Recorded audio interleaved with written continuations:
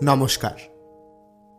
আচ্ছা, আপনাদের মনে আছে শ্রেয়ম ও অরিজিতা জুটির কলমে এর আগে আপনারা আপনাদের অতি প্রিয় একটি গল্প খেপি বামনির বাঁকে শুনেছিলেন। তারপর শ্রেয়মের কলমে আপনারা আরও দুটি গল্প শুনেছেন। তবে অরিজিতাকে এককভাবে স্ক্যাটার থটস পেল এই প্রথমবার।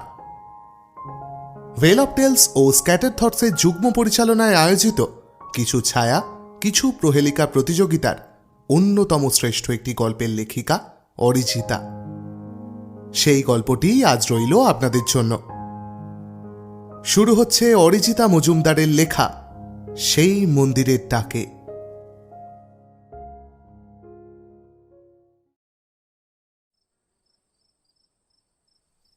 14 মার্চ 1940। কলেজের লাইব্রেরি থেকে আনা এই বইটা পড়ার পর থেকেই মাথাটা কেমন যেন অদ্ভুতভাবে ঘেঁটে গিয়েছে। আমাদের এই জাগতিক পৃথিবীতে কিছু প্রচলিত মিথের আড়ালে যে কত বড় বৈজ্ঞানিক সত্য লুকিয়ে থাকে তা হয়তো আজকের বইটা না পড়লে কোনোদিন অনুধাবনই করতে পারতাম না। এতদিন ডায়েরি লেখার মতো কোনো বিশেষ প্রয়োজন পড়েনি, কিন্তু আজ যে পরিমাণ তথ্য ভাণ্ডারের বোঝা আমার মাথার উপর চেপে বসে রয়েছে সেটা সাদা পাতায় বমি না করলে হয়তো আমার মন হালকা হবে না। বলতে গেলে ব্যাপারটা এত মজে গিয়েছি যে এই নিয়ে একটা গবেষণা করবারও প্রবল ইচ্ছে জেগেছে আমার মনে, যদিও বিন্দুমাত্র জানি না কতটা সফল হব। তবুও চেষ্টা করতে বাধা কিসের? যে বইটা এই মুহূর্তে আমার সামনে নিস্তেজভাবে পড়ে রয়েছে সেটা বলতে গেলে লাইব্রেরির একদম কোনায় একটা ধুলো পড়া তাকের মধ্যে অনাদরে পড়ে পড়ে নিজের ওপর পুরাকালের সব ধুলো মেখে বসেছিল। যদিও হাতে নিয়েই এই অনীহার কারণ আমি বুঝেছিলাম। আসলে বইটা সংস্কৃত ভাষায় লেখা। এই সাহেবী কলেজে কজনই বা ইন্ডিয়ান ছাত্র আছে যারা এই বই পড়বে? চামড়ায় বাঁধানো বেশ মোটা বইটার দিকে চোখ পড়তেই শুরু হলো একটার পর একটা পাতা উল্টানো। বাদামি হয়ে যাওয়া পাতাগুলো উল্টোতে উল্টোতে বইয়ের একটা অধ্যায়তে গিয়ে চোখ আটকে গেল। একটা অজানা নাম, মিথ্রিডাটিজম। 300 পাতার অধ্যায়টা কিছুটা পড়ার পরেই একটা অদ্ভুত আগ্রহ জেগে গেল বিষয়টার প্রতি। শেষে এক প্রকার লাইব্রেরিয়ানের হাতে পায়ে ধরে বইটা বাড়ি নিয়ে এসেছি। এমনিতে সে লালমুখো সাহেব আমাকে দেখলেই রেডে করে তেড়ে আসে। না জানি কিসের এত শত্রুতা। খুব সংক্ষেপে যদি লিখতে হয় তাহলে মূল বিষয়টা হলো গিয়ে এই: বহু প্রাচীনকালে গ্রিক দেশীয় একজন রাজা ছিলেন যাকে তার শত্রুপক্ষ বিষ প্রয়োগ করে হত্যা করে। সেই রাজার সিংহাসনের পরবর্তী উত্তরসূরি মানে তার একমাত্র ছেলের মনে পিতার মৃত্যুর পর এক অদ্ভুত ভয়ের সৃষ্টি হয়। তার সবসময় মনে হতে থাকে যে তারও পরিণতি যেন তার পিতার মতোই হবে, আর তিনি ওইভাবে মরতে একদমই রাজি ছিলেন না।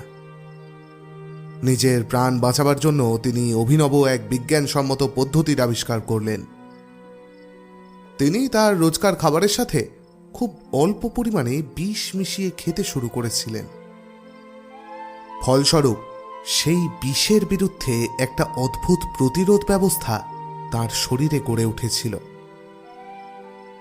যার জন্য তার শরীর অতি তীব্র থেকে তীব্রতর বিষের বিরুদ্ধেও প্রতিরোধক ক্ষমতা লাভ করেছিল। তাই সেই রাজার নামানুসারেই এই পদ্ধতির নামকরণ হয় মিথ্রিডাটিজম।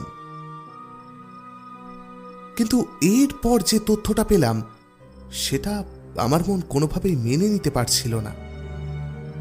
কারণ লেখক বলেছেন যে মিথ্রিডাটিজম নাকি আমাদের দেশেও প্রয়োগ করা হয়েছিল, আর তা নাকি স্বয়ং চন্দ্রগুপ্ত মৌর্যের ওপর। চন্দ্রগুপ্ত মৌর্যই নাকি ভারতের প্রথম 20 পুরুষ ছিলেন। আমার এতদিনের পড়াশোনা, এতদিনের সঞ্চিত জ্ঞান বলছিল চন্দ্রগুপ্ত মৌর্য যদি একজন রহস্যময় 20 পুরুষ হতেন তাহলে ওনার সংস্পর্শে থাকাকালীন অনেক আগেই বহু মানুষের মৃত্যু ঘটত। কিন্তু তা কি হয়েছিল? ইতিহাসের পাতায় তো সেই কথার উল্লেখ নেই। কিন্তু আজ যা পড়লাম তাতে বারবারই মনে হচ্ছে সেই সব কথা নিছকই গল্প ছিল না। মন বলছে এর পেছনে প্রবল এক বৈজ্ঞানিক ভিত্তি রয়েছে, যা এই সভ্য সমাজের গোচরে আনতে পারলে মানুষেরই মঙ্গল। আর এইখান থেকেই আমার গবেষণার প্রতি প্রবল এক আগ্রহ জন্ম নেয়। লেখকের নামটা দেখলাম, শুভজিৎ চট্টোপাধ্যায়। বইয়ের শেষটাও কিন্তু খুবই অদ্ভুত এবং কৌতূহল সঞ্চারকারী। লেখক বলে গিয়েছেন যে মধ্য ভারতের কোন এক গহীন অরণ্যে নাকি এখনো বিষপুরুষদের বংশধারা জীবিত আছেন। তারা এখনো এই উপাচারে বিশ্বাসী।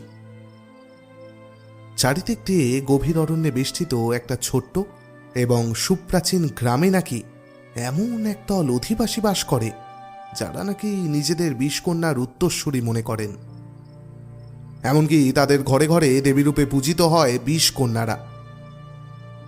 তারা হিন্দু ধর্মাবলম্বী হলেও অন্য কোনো দেবদেবীর প্রতি ভক্তি অথবা বিশ্বাস কোনোটাই নেই তাদের মধ্যে। তাই তিনি সেই সমস্ত মানুষদের ওপর একটি নিরীক্ষা করতে ইচ্ছুক, আর সেই উদ্দেশ্যে তিনি কিছুদিনের মধ্যেই বের হবেন। যদি সফল হতে পারেন তাহলে এরপর আরও কিছু তথ্য লেখা থাকবে, আর যদি না পারেন তো এখানেই শেষ। ব্যাস, আর কিছুই লেখা ছিল না, এখানেই বইয়ের পাতা শেষ। তাহলে কি তিনি কিছু তো একটা সত্য এইসব গল্পকথার আড়ালে নিশ্চয়ই লুকিয়ে আছে, না হলে এই বইটা কলেজ লাইব্রেরিতে স্থান পেত না। থাক, আর বেশি ভেবে কাজ নেই। গন্ধ যখন পেয়েছি তো ধাওয়া করেই দেখা যাক না কতদূর কি হয়। 15ই মার্চ 1940। কালকে সারা রাত ঘুমোতে পারিনি। এইসব চিন্তা মাথার মধ্যে এক প্রকার কিলবিল করছে। আর ঠিক তখনই বিদ্যুৎ চমকের মতো একটা কথা মনে পড়ে গেল। হ্যাঁ, প্রকাশকের কাছে চিঠি লিখে লেখকের ঠিকানাটা জানা যেতে পারে। সেখানে গিয়ে যদি কিছু তথ্য পাওয়া যায়। কিছুক্ষণ আকাশ পাতাল ভেবে নিজের সিদ্ধান্তকেই ঠিক বলে ধরে নিলাম। তাছাড়া তো আর কোনো উপায় দেখছি না। যেমন ভাবনা তেমনি কাজ। যাই, আর বেশি দেরি না করে চিঠিটা ডাকবাক্সতে ফেলে দিয়ে আসি। 19শে মার্চ 1940। আজকে তেমন কোনো উল্লেখযোগ্য ঘটনা ঘটেনি, তবুও ডায়েরি লেখাটা অভ্যেসের মতো হয়ে গিয়েছে।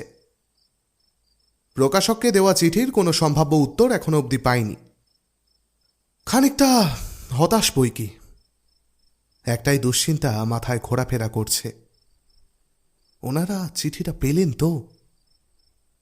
আশা করি আমার জল্পনা ভুল। কি আর করা যাবে, এখন অপেক্ষা করা ছাড়া তো আর কিছুই উপায় নেই। 21শে মার্চ 1940।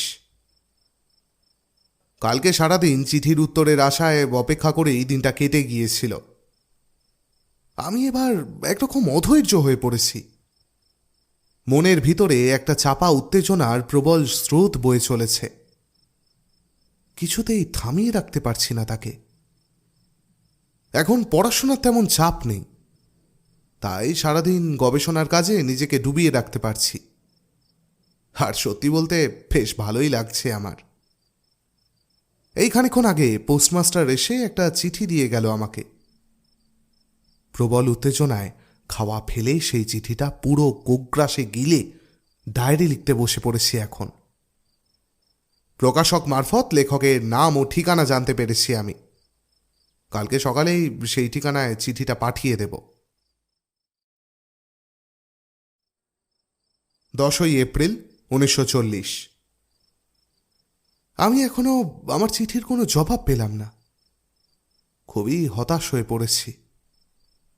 আমার কাছে এমন আর কোনো দরকারি তথ্যই নেই যার ভিত্তিতে আমি গবেষণা চালিয়ে যেতে পারি। এই লেখকই আমার শেষ ভরসা ছিলেন। তবে কাজে যখন ঝাঁপিয়ে পড়েছি আমি, এর শেষ দেখেই ছাড়ব। কালকে সকালেই রওনা দেব কলকাতার উদ্দেশ্যে। চৌরঙ্গিতে ওনার বাড়ি।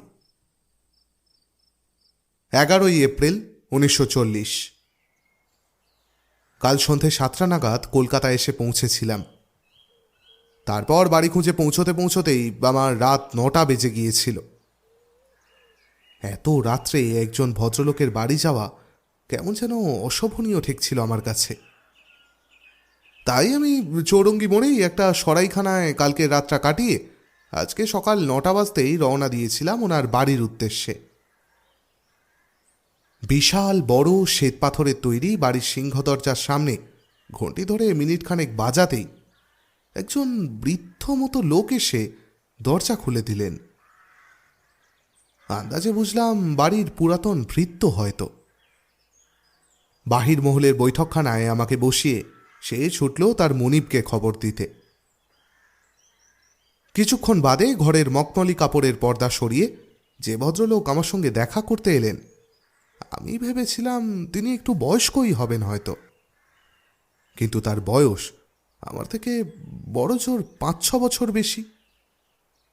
পূর্ণবয়স্ক জোয়ান তিনি। আমার কৌতূহলী চোখের দৃষ্টির ভাষা বুঝতে পেরে তিনি বললেন, রামতনু আমায় বলল যে এক ভদ্রলোক নাকি শ্রী শুভজিৎ চট্টোপাধ্যায়ের সঙ্গে দেখা করতে এসছেন। নমস্কার, আমি ওনার একমাত্র পুত্র রণজিৎ চট্টোপাধ্যায়। এই বলে ওনার ডান হাতটি করমর্দনের ভঙ্গিতে আমার দিকে বাড়িয়ে দিলেন। আলাপ পরিচয় পর্ব সারার পর উনি আমার আগমনের প্রধান উদ্দেশ্যের কথা শোনবার সাথে সাথেই একটু যেন গম্ভীর হয়ে গেলেন। 2-1বার কিছু বলার চেষ্টা করলেন। তারপর মনের কথা মনেই চেপে রেখে একটু ইতস্তত করে বললেন, দেখুন, আমার বাবা মোটামুটি অনেক বছরই তো হলো যে নিরুদ্দেশ হয়ে গিয়েছেন। আপনি যে গবেষণার কথা বলছেন, শেষ পাওয়া খবর অনুযায়ী তার কাজেই উনি মধ্যভারত যান বটে, তবে তারপর থেকেই ওনার আর কোনো খোঁজ খবর পাওয়া যায়নি। পত্রিকায় 1000বার বিজ্ঞাপন দেওয়া সত্ত্বেও কোনো সুখবর আমরা আজ অবধি পাইনি। তাই যে গবেষণার জন্য বাবা চিরতরে হারিয়ে গিয়েছেন, সেটা সম্পর্কে অযথা আপনার সঙ্গে বার্তালাপ করবার কোনো ইচ্ছা নেই, বুঝতেই পারছেন। আমি বুঝতে পারলাম এই গবেষণা সংক্রান্ত ওনাদের পরিবারের সাথে জড়িত খুবই দুঃখজনক একটা অতীত রয়েছে। অনেক আবেগ জড়িয়ে আছে তাতে। তাই আমি হেয়ালি না করে মোক্ষম জায়গায় আঘাতটা হানলাম। দেখুন, আপনি হয়তো জানবেন আপনার বাবা গবেষণা সম্পূর্ণ করে যেতে পারেনি। আপনি ওনার সুযোগ্য পুত্র। আপনি যদি এটা সম্পূর্ণ করার দায়িত্ব নিজের কাঁধে বহন করেন, তাহলে বাবা যেখানেই থাকুন আপনার প্রতি অত্যন্ত সন্তুষ্ট হবেন। ভেবে দেখুন একবার, যে কাজের জন্য উনি সারা জীবন খেটে গেছেন সেটি যদি সম্পূর্ণ হয়, তবে ওনার কতটা স্বস্তির কারণ হবে সেটা। উনি ভুরু কুঁচকে আমার দিকে তাকিয়ে বললেন, হোয়াট? আপনি কি বলতে চান? আমি গবেষণা করব? মানে কিভাবে? আমি তো একজন সাধারণ ব্যবসায়ী। ওনার হাত দুটো চেপে ধরলাম আমি। আপনি কিছু চিন্তা করবেন না। আপনি ওনার পুত্র, কিছু নিশ্চয় আপনাকে বলে থাকবেন উনি। সেই সমস্ত তথ্যগুলো আমার চাই। আর যদি আপনার কোনো আপত্তি না থাকে, তাহলে আমি এই অভিযানে আপনাকে সঙ্গী হিসেবে পেতে চাই। কারণ আমি মধ্যভারত যাওয়া মনস্থির করেছি। উনি এবার খুব উত্তেজিত হয়ে আগ্রহ ভরা কণ্ঠে বললেন, বাবা এমনিতে কারোর সঙ্গে এই বিষয়ে তেমন কথা বলতেন না, তবে বাবা যখন মধ্যভারতের উদ্দেশ্যে পাড়ি দিচ্ছিলেন, সম্ভাব্য যাত্রাপথের একটা খসড়া উনি তৈরি করে গিয়েছিলেন। সেটা হয়তো বাড়িতেই আছে। আমাকে সেই সম্পর্কে একটা হালকা বিবরণও দিয়ে রেখেছিলেন। আমি হয়তো আপনাকে সাহায্য করতে পারবো। আর আপনি ঠিকই বলেছেন, এই দায়িত্ব আমার অনেক দিন আগেই নেওয়া উচিত ছিল।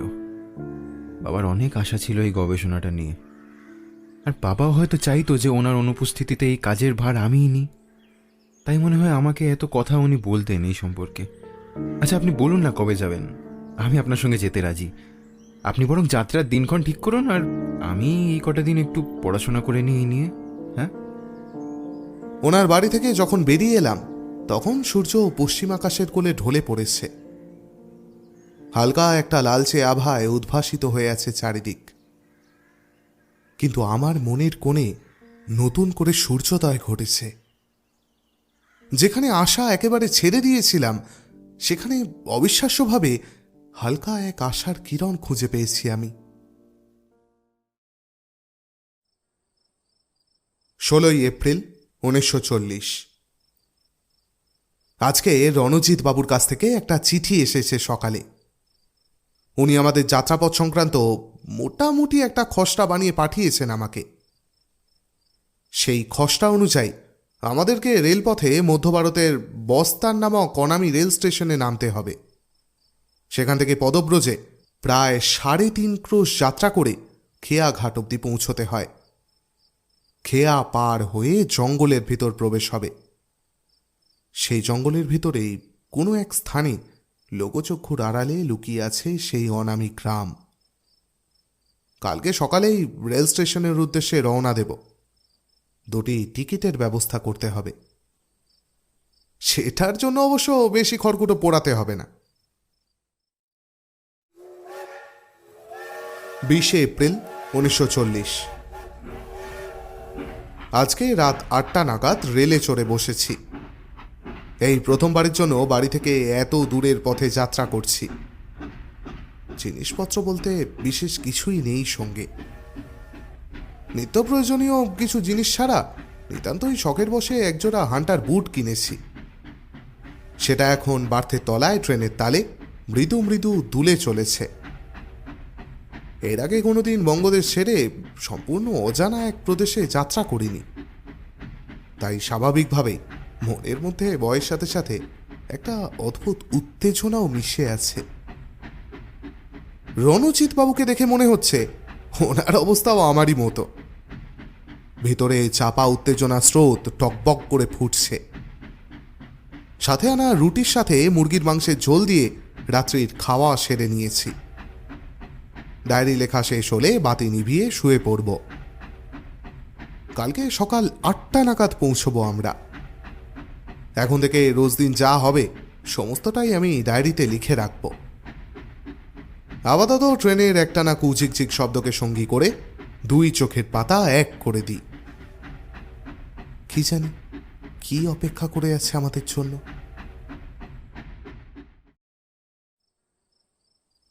21 এপ্রিল 1940। এই হ্যারিকেনের হলদে আলোয় বসে এখন মনের ভেতর একটা চাপা ভয়াল অনুভূতি অনুভব করছি। কানে বেজে চলেছে সেই মাঝির আতঙ্ক ও আদিবাসীদের দেওয়া সাবধান বাণীগুলি। হাতে এখন খানিক অবসর, শুরু থেকেই লিপিবদ্ধ করে রাখি। আজকে সকাল 8টার সময় রেল থেকে নেমেছি। আর নামতে না নামতেই এক রহস্যের আমিষ গন্ধ যেন নাকের মধ্যে প্রবলভাবে ঢুকতে শুরু করেছে। এই স্টেশনটায় রেল সাধারণত 2 মিনিট দাঁড়ায়, কিন্তু গেট দিয়ে নামতে না নামতেই কু শব্দে ট্রেনের ইঞ্জিন একটা ডাক পেরে একরাশ কালো ধোঁয়া উড়িয়ে ধীরে ধীরে চলতে শুরু করল। তাই ব্যাগপত্র নিয়ে প্রায় বলতে গেলে ঝাঁপিয়ে পড়লাম স্টেশনের শক্ত পাথরের মাটিতে। তারপর শুরু হলো আমাদের পদব্রজে যাত্রা। এখানে এখনো ঠিকমতো গাড়ি চলাচলের ব্যবস্থা শুরু হয়নি। সেই সকাল 7টার সময় স্টেশন রোড থেকে একটা বাস খেয়াঘাট অবধি পৌঁছে দেয়। আবার পরের বাস সেই বিকেল 3টে নাগাদ। খেয়াঘাটের সামনেই এখানকার সব থেকে বড় বাজার। সপ্তাহে 2 দিন হাট বসে, তাই আগোপিছু কিছু না ভেবে চলা শুরু করলাম। কিন্তু কিছু দূর হাঁটতেই বুঝতে পেরেছিলাম যে দ্রুত শক্তি ক্ষয় হয়ে আসছে। একে এই বৈশাখে চড়া রোদ্দুর, তার উপরে মধ্য ভারতের প্রখর গ্রীষ্ম, সব মিলিয়ে বেশ নাজেহাল অবস্থা। তাও হাল ছাড়লে তো হবে না। খেয়াঘাটের 1 কিলোমিটার আগে একটা গ্রামের বাড়িতে দুপুরের খাওয়া সেরে একটু বিশ্রাম নিয়ে আবার হাঁটতে শুরু করলাম। সন্ধে নামার আগে গন্তব্যে পৌঁছতে না পারলেই বিপদ। বন জঙ্গলের ভিতর দিয়ে পথ, জন্তু জানমারের ভয় তো আছেই। ঠিক বিকেল 4টে নাগাদ খেয়াঘাটে পৌঁছে গেলাম। দেখলাম মাত্র 2টো নৌকা দাঁড়িয়ে রয়েছে। তার একটার কাছে গিয়ে মাঝির সাথে বিস্তর দর কষাকষি করে অনেক কষ্টে রাজি করালাম নদী পার করিয়ে দেওয়ার জন্য। সে মাঝি কিছুতেই নাকি এই সময় নদী পার করবে না। এই নদীই নাকি ওদের সভ্য জগতের শেষ সীমানা। তারপরই নাকি শুধুই গহীন অরণ্য। সত্যি ভুল কিছু বলেনি মাঝি। নদী পার হতে হতেই চোখে পড়তে শুরু করলো বিশাল এক সবুজ পর্দার মতো নদীর ঠিক অপর পারের গা ঘেঁষে দাঁড়িয়ে রয়েছে সুবিশাল প্রাচীন এক অরণ্য। আমি প্রশ্নসূচক দৃষ্টিতে ভুরু কুঁচকে রণজিৎ বাবুর দিকে তাকিয়ে জিজ্ঞেস করলাম, কোথাও ভুল হচ্ছে না তো? এই গহীন অরণ্যের মধ্যে ওরকম গ্রাম কি করে থাকতে পারে? রণজিৎ বাবুকে দেখে যা বুঝলাম তাতে মনে হলো উনিও কিছুই বুঝতে পারছেন না। তারপর হঠাৎ নীরবতা ভেঙে মাঝিকে জিজ্ঞেস করে বসলেন, আচ্ছা মাঝি ভাই, আমাদের কাছে খবর আছে যে এই জঙ্গলের মধ্যে কোথাও একটা আদিবাসীদের গ্রাম আছে যারা নাকি বাইরের কারোর সঙ্গে মেশে না। তুমি কি বলতে পারবে সেটা ঠিক কোথায়? কারণ এখানে তো দূর দূর অব্দি শুধু জঙ্গল ছাড়া আর কিছু দেখতেই পাচ্ছি না। প্রশ্ন করার সাথে সাথে দেখলাম কোনো এক অজানা কারণে মাঝির মুখ ফ্যাকাশে হয়ে পুরো কাগজের মতো সাদা হয়ে গেল। দাঁড় ধরে রাখা হাত দুটো তীর তীর করে কাঁপতে লাগলো, সম্ভবত ভয়ে। বারবার ইষ্ট দেবতার নাম নিতে নিতে একবার আকাশপানে চেয়ে একটা দীর্ঘশ্বাস ফেলে নিজের দেহাতি ভাষাতেই বলে উঠল, রাম রাম বাবুজি, এই সময় নামও দেবেন না ওই গ্রামের। আপনারা জানেন না ওই গ্রাম নাকি অভিশপ্ত, আর তার সাথে মায়াবীও। এই জন্যেই সন্ধ্যের পর আমরা কেউ নদী পারাপার করি না। নদীর এই পাড় ধরে কিছু দূর গেলেই শেষে একটা গ্রাম পড়ে। ওই বড় জোর 4-5 ঘর লোকের বাস ওখানে। নদী থেকে মাছ ধরে বাজারে বেচতে আসে ওরা। ওদের জন্যই আমরা ওই খেয়া পারাপার করি। এছাড়া নদীর ওপারে আর কেউ যায় না বাবু। এই গ্রামের পর কোথাও সেই গ্রামটা আছে, কিন্তু আমরা কেউ আজ অব্দি ওখানে যাইনি। আজব সব গল্প শোনা যায় ওই গ্রামটাকে নিয়ে। রাত্রি পারলেই অদ্ভুত সব আওয়াজ ভেসে আসে জঙ্গলের ভিতর দিয়ে। এমন যেন মনে হয় কেউ দুর্বোধ্য কোনো ভাষায় মন্ত্র পাঠ করছে। কয়েক মুহূর্ত আমরা দুজনে দুজনার মুখ ছাওয়াছাওয়ি করলাম। তারপর মাঝিকে উদ্দেশ্য করে বললাম, দেখো ভাই, আমরা সাংবাদিকতার কাজ করি। আমাদের খুব জরুরি দরকারে সেই সুদূর বঙ্গদেশ থেকে এখানে আসতে হয়েছে। আরে তুমি তো স্থানীয় লোক, যদি আমাদের গ্রামটায় পৌঁছবার পথটা একটু বলে দিতে। মুখের কথা এক প্রকার কেড়ে নিয়েই মাঝি বলে উঠল, বাবুজি কি পাগল হয়েছেন নাকি? ওই গ্রামে যাবেন? আপনারা বাইরের লোক, পড়ালেখা জানা মানুষ, আপনাদের হয়তো আমার মুখের কথায় বিশ্বাস হবে না, কিন্তু ওই গ্রামে যে একবার যায় সে আর বেঁচে ফেরে না। আমার ভাইটা সেই জোয়ান বয়সে সেই যে জঙ্গলের ভিতর চলে গেল, কারোর কথা শুনল না। আজও সে আর ফিরল না। আজও সে। তাকিয়ে দেখলাম মাঝির 2 চোখ বেয়ে অঝরে জল গড়িয়ে পড়ছে। বুঝলাম অবস্থা বেগতিক। স্থানীয় গ্রাম্য মানুষ চিরকালই গ্রামীণ কুসংস্কারাচ্ছন্ন, এইসব বিশ্বাস করেই জীবন কাটিয়ে দিয়েছে। বিজ্ঞানের সামান্য ছায়াটুকুও এদের মধ্যে এসে এখনো পৌঁছয়নি। পরিস্থিতি স্বাভাবিক করতে রণজিৎ বাবু তাড়াতাড়ি করে বলে উঠলেন, আরে ও ভাই, তুমি আমাদের জন্য চিন্তা করো না। আমরা তো রাতে আর থাকবো না রে বাবা। সন্ধে নামার আগেই না হয় ফিরে আসবো। রাতটা জেলে পাড়ায় কাটিয়ে কাল সকাল সকাল না হয় ফিরে যাব। আরে মানে একেবারে কিছু খবর না নিয়ে গেলে যে চাকরিটা চলে যাবে বাপু, একটু বোঝার চেষ্টা করো। এইবার মাঝি মনে হলো একটু ধাতস্থ হলো। একটা দীর্ঘ নিঃশ্বাস ফেলে বলল, এই জঙ্গলের মধ্যে দিয়ে পায়ে হাঁটা একটি সুড়ি পথ জঙ্গলের বুক চিরে উত্তর থেকে দক্ষিণে চলে গেছে। কাঠুরিরা একবার গিয়েছিল ওই জঙ্গলে। ওদের কথা মতো জঙ্গলের ঠিক মাঝামাঝি জায়গায় চারিদিকে ছোট ছোট টিলা দিয়ে ঘেরা একটি জায়গা ওই গ্রামটা আছে। জায়গাটা অনেকটা উপত্যকার মতন নাকি। এর থেকে বেশি কিছু ওই জায়গার ব্যাপারে আমিও কিছু জানি না। তবে বাবু, আপনাদের পায়ে পড়ি আমি, দয়া করে রাত্রি নামবার আগে ফিরে আসবেন বাবু। ওই গ্রামে কিন্তু ভুলেও রাত্রি বাস করবেন না। তার কথায় তখনকার মতো সায় দিয়ে মাথা নাড়িয়ে নৌকা থেকে নেমে পড়লাম। তারপর ভাড়া মিটিয়ে জঙ্গলের পথে হাঁটা দিলাম। সূর্য ডুবতে আর এক প্রহর মতো বাকি। পথ চলতে চলতে রণজিৎ বাবু আমাকে জিজ্ঞেস করলেন, কে ভাই, রাতে থাকবে না নাকি ওখানে? না থাকলে তো সবকিছু জানতেই পারবো না।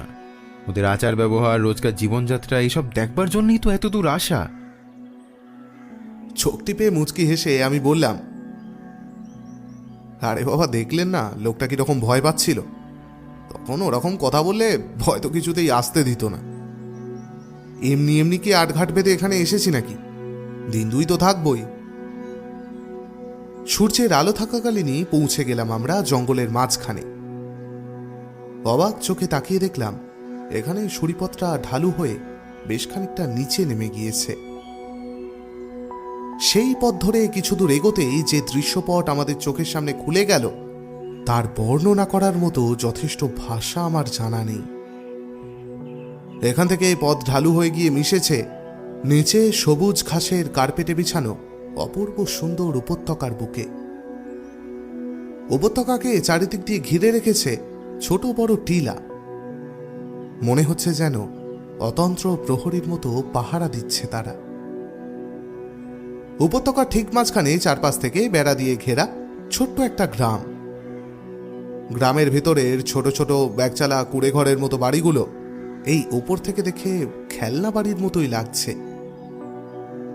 দুই একজন লোকেরও দেখা মিলল, লাঙল কাঁধে পাশের জমিতে চাষ করছে। বুঝলাম এরা নিজেরাই কৃষিকাজ করে দৈনিক খাবারটুকু জোগাড় করে নেয়। বাইরে যাওয়ার প্রয়োজন পড়ে না এদের। আর বাকি সাধারণ আর পাঁচটা গ্রামের মতোই সবকিছু। কিন্তু একটা জিনিস চোখে পড়তে মনটা কেমন যেন অস্বস্তিতে ভরে গেল।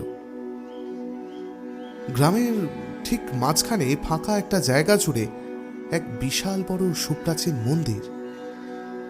এই মন্দিরের গঠনশৈলী আমার চেনা জানা কোনো মন্দিরের গঠনের সাথে মেলে না। মন্দিরের আকার পিরামিডের মতোই অনেকটা, কিন্তু চূড়াটা পিরামিডের মতো সুচালো নয়, খানিকটা চ্যাপ্টা। আর সেই চূড়ায় কুণ্ডলীকৃত বিশাল এক সাপের মূর্তি। এত দূর থেকে দেখেও স্পষ্ট বুঝতে পারছিলাম মন্দিরের গঠনশৈলী। চূড়ার সাপটা যেন জীবন্ত, যেন সেটা নিজের নাগপাশে পুরো মন্দিরটাকে আষ্টেপৃষ্ঠে পেঁচিয়ে রেখেছে। মন্দিরের দেওয়ালে অসংখ্য ঘণ্টা ঝুলিয়ে রাখা, এমনকি তার প্রবেশ তোরণেও। মৃদু মন্দ বাতাসে ঘণ্টাগুলো একসাথে দুলে উঠছে মাঝে মাঝে, আর সেই সাথে এক অদ্ভুত ঘণ্টার ধ্বনি ভেসে আসছে মন্দিরের দিক থেকে। না, সেই শব্দ শুনলে ভক্তি জাগে না, বরং অদ্ভুত এক নাম না জানা ভয় এসে মনের মধ্যে প্রভাব বিস্তার করে। এই দিনের আলোতেও মহিরুহে ঢাকা জঙ্গলের মধ্যে মন্দিরটা দেখে বুকের ভেতরটা কেমন জানি ছ্যাঁত করে উঠল। মনের অস্বস্তি মনেই চেপে রেখে পায়ে পায়ে সেই ঢালু পথ পেয়ে গ্রামের দিকে এগিয়ে গেলাম। গ্রামের ভেতরের বাড়িগুলো সব একই রকম, একচালা বাড়ি, বাড়ির সামনে একটা দাওয়া, আর প্রত্যেক বাড়ির সামনে একটু করে ফাঁকা জায়গা। একটা জিনিস ভীষণই অদ্ভুত লাগলো, যেটা এই গ্রামকে অন্য সব সাধারণ গ্রামের থেকে পৃথক করে রাখে। সেটি হলো এই গ্রামের কোনো বাড়িতে কোনো গৃহপালিত পশু পাখি, মায়ে একটা হাঁস মুরগি অথবা ছাগলও দেখতে পেলাম না। গ্রামের পথ ধরে যত ভিতরের দিকে যেতে লাগলাম প্রত্যেক বাড়ি থেকে একজন করে যুবক বেরিয়ে দাওয়াতে দাঁড়িয়ে নিষ্পলকভাবে আমাদের দিকে তাকিয়ে দেখতে লাগলো। আর সেটাই স্বাভাবিক, গ্রামে সম্পূর্ণ অচেনা অজানা লোক প্রবেশ করেছে বলে কথা। কিন্তু অস্বাভাবিক ছিল তাদের চোখের চাহনি। চোখের দৃষ্টিতে যেন কোনো চঞ্চলতা ছোঁয়াটুকুও নেই। মরা মাছের মতো ঘোলাটে দৃষ্টিতে তারা আমাদের দিকে তাকিয়ে থাকলো। আমরা ঠিক করলাম প্রথমে মন্দিরটার ভিতরে যাব।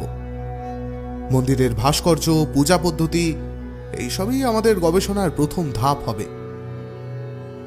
মন্দিরটি গ্রামের একেবারে মাঝামাঝি স্থানে অবস্থিত, আর মন্দিরের চারিদিকে গোলাকৃতিভাবে একটা শুকনো নালা মতো। দেখে মনে হয় যেন পুরনো দিনে দুর্গের মতো পরীক্ষা কাটা। সেই নালার মধ্যে শুকনো নল খাগড়ার বন। অতি সন্তর্পণে খুব ধীরে ধীরে সেই নালার মধ্যে নেমে পড়লাম আমরা দুজন। তারপর আঁচড় পাচড় করে ওই পারে পৌঁছতেই মনের মধ্যে প্রাণপণে চেপে রাখা অস্বস্তিটা যেন আরো মাথা চাড়া দিয়ে উঠল। মনে হলো যেন এই বিপুলা পৃথিবী থেকে এক লহমায় বিচ্ছিন্ন হয়ে গেলাম আমরা। মন্দিরের সামনে নালাটা পেরোতেই যেন জাগতিক সমস্ত শব্দ হঠাৎই থেমে গেল।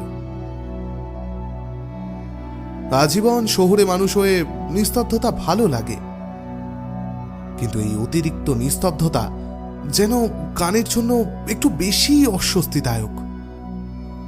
প্রাথমিক হতভাগ ভাবটা একটু কেটে যেতেই বুঝতে পারলাম যে এখানে পাখিদের কলকাকলি, গাছের পাতায় বাতাস লেগে পাতার ঝিরঝিরে শব্দ, মায়ে হাওয়া বয়ে যাওয়ার শব্দটুকুও পাচ্ছি না। কিন্তু মন্দিরটার একটা যেন বিশেষ আকর্ষণ ক্ষমতা রয়েছে। রণজিৎ বাবুকে দেখলাম মন্দিরের দিকে কয়েক পা এগিয়ে গেলেন।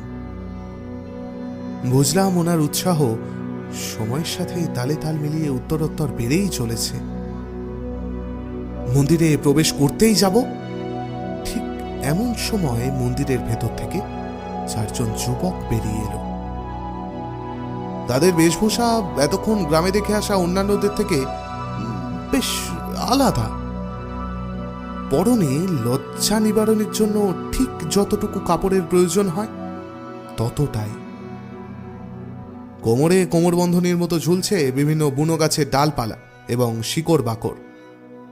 মাথাতেও সেই রকম ডালপালা এবং শিকড় দিয়ে মুকুট বানিয়ে পরিধান করে আছে এরা। শরীরের বিভিন্ন জায়গায় তেল সিঁদুরের পুরু প্রলেপ।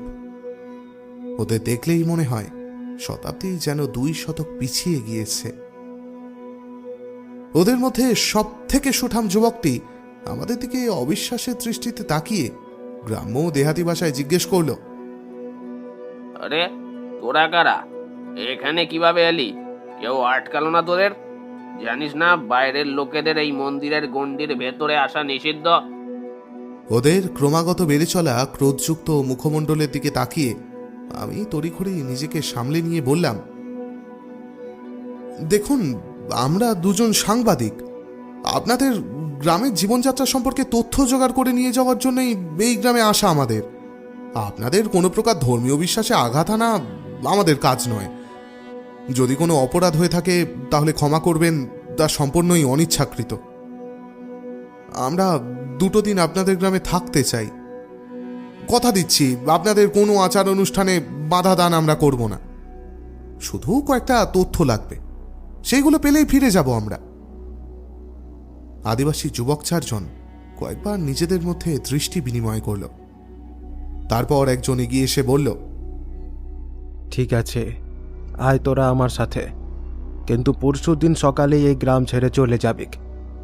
কিন্তু এই মন্দিরের ব্যাপারে একটা কথাও যদি বাইরের দুনিয়ার কাউকে বলিস, তবে কিন্তু আমরা নিজেদের নিয়ন্ত্রণে রাখতে পারবো নি। হয়তো ভাবছিস আমরা কি করে জানবো, তাই তো? আমরা সব জানি, সব। দেবী আমাদের সব বলেন। তাই কথার খেলাপ করলে কতদিন বেঁচে থাকবি তা কিন্তু আমরা জানি ক্লাই। রণজিৎ বাবুর মুখ ইতিমধ্যেই ভয়ে শুকিয়ে কাগজের মতো সাদা হয়ে গিয়েছে। শুকনো গলায় একবার ঢোক গিলে মাথা নাড়িয়ে সম্মতি জানালেন উনি। তারপর আমরা সেই গোষ্ঠী প্রধান গোছের লোকটার পিছনে হাঁটা শুরু করলাম গ্রামের উদ্দেশ্যে। মন্দিরের চারপাশে সেই নালাটার বাইরে বেরোতেই মনে হলো আমরা আবার যেন স্বাভাবিক জগতে ফিরে এলাম। অবাক লাগলেও মন্দির সম্বন্ধে কিছু জিজ্ঞেস করাই বারণ।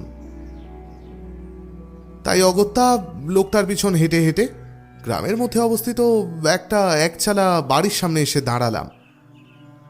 লোকটা ইশারায় আমাদের ভিতরে প্রবেশ করতে বললেন। ভিতরে একটি যুবক সেই আগের মতোই মরা দৃষ্টিতে আমাদের দিকে একবার তাকিয়ে ধীরে ধীরে অন্দরমহলে চলে গেল।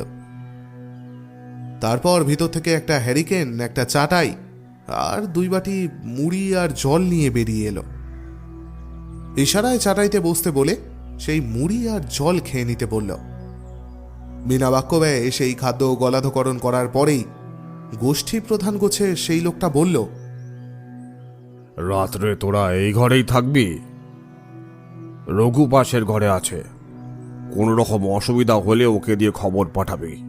আর হ্যাঁ, ভুলেও কোনো মতেই সন্ধ্যা নামার পর বাইরে এক পাও বেরোবি না, সে যতই জরুরি দরকার পড়ুক না কেন। আর ওই মন্দিরের দিকে জানলা বন্ধ করে রাখবি। কে মনে থাকবে তো? মাথা নাড়িয়ে আবারও নির্বাক সম্মতি জানালাম। আমার মনে হলো প্রাথমিক প্রশ্ন উত্তরের পর্বটা সেরে নেওয়াই উচিত হবে। সেই মতো সাধারণ কয়েকটা প্রশ্ন, যেমন গ্রামের মধ্যে কতজন পুরুষ আছে, কতজন মহিলা এবং শিশু আছেন, কেন তারা বাইরের সভ্য জগতের সাথে সম্পর্ক রাখে না, কেন তাদের বাড়িতে কোনো গৃহপালিত পশু নেই, ইত্যাদি সব সাধারণ প্রশ্ন। বলাই বাহুল্য, কোনো প্রশ্নেরই মন মতো জবাব পেলাম না। সবেতে কেমন জানি একটা লুকোচুরি ভাব। সন্ধ্যের শুরুতে ঘরের মধ্যে টিমটিম করে জ্বলতে থাকা হ্যারিকেনের হালকা আলোয় লোকটির ইস্পাত কঠিন মুখের দিকে তাকাতে অজানা কোনো একটা ভয় আমাকে ঘিরে ধরছিল। আচ্ছা, মানুষের চোখে দৃষ্টি কি এতটা শীতল, এতটা ক্রূরও হতে পারে? কারো শরীরের শিরা উপশিরা কি কখনো এত গাঢ় নীল রঙের হতে পারে? আর সেটা কি কখনো চামড়ার প্রলেপের বাইরে দিয়েও এত পরিষ্কার বোঝা যায়? প্রশ্ন অনেক, কিন্তু উত্তর সবই অজানা। মনটা কোনো এক কারণে অসম্ভব কু ডাকছিল। লোকটা বাড়ির বাইরে বেরিয়ে যেতে রণজিৎ বাবুকে বললাম, দেখুন, আমার মনে হয় না যে এদের কাছ থেকে খুব বেশি একটা তথ্য পাওয়া যাবে। আমার এই গ্রামের বাতাসে কেমন জানি অস্বস্তি হচ্ছে। হ্যাঁ, কালকের দিনটা আরেকবার চেষ্টা করব, নয়তো কালকে দুপুরেই ফেরার ব্যবস্থা করতে হবে। পরে আরো লোকবল নিয়ে বাসা যাবে না হয়। রণজিৎ বাবু আমার কথায় মাথা নাড়িয়ে সম্মতি জানালেন। তারপরে তিনি কাপড় জামা পাল্টে শুয়ে পড়লেন। আমি হ্যারিকেনের অল্প আলোতেই আজকের অভিজ্ঞতা সমস্তটাই লিপিবদ্ধ করে রাখলাম। আজকে যা অভিজ্ঞতা হলো আমার তা আগে কখনো হয়নি, তাই সবকিছু পুঙ্খানুপুঙ্খভাবে লিখে রাখাটা খুব জরুরি ছিল। এখন থেকে ডায়েরিটা সাথে সাথে রাখতে হবে। ছোটখাটো যা ঘটবে সমস্তটাই লিখে রাখবো এবার থেকে। এতটা একনাগাড়ে লেখার অভ্যেস আমার নেই, তাই হয়তো বেশ চিনচিন করছে হাতটা। আর এদিকে হ্যারিকেনটাও অনেকক্ষণ ধরে একনাগাড়ে জ্বলছে। কালি পড়ে আলো আরো কমে এসেছে। না, আজ আর নয়, আলো নিভিয়ে এবার ঘুমিয়ে পড়ি। কালকে অনেক কাজ বাকি।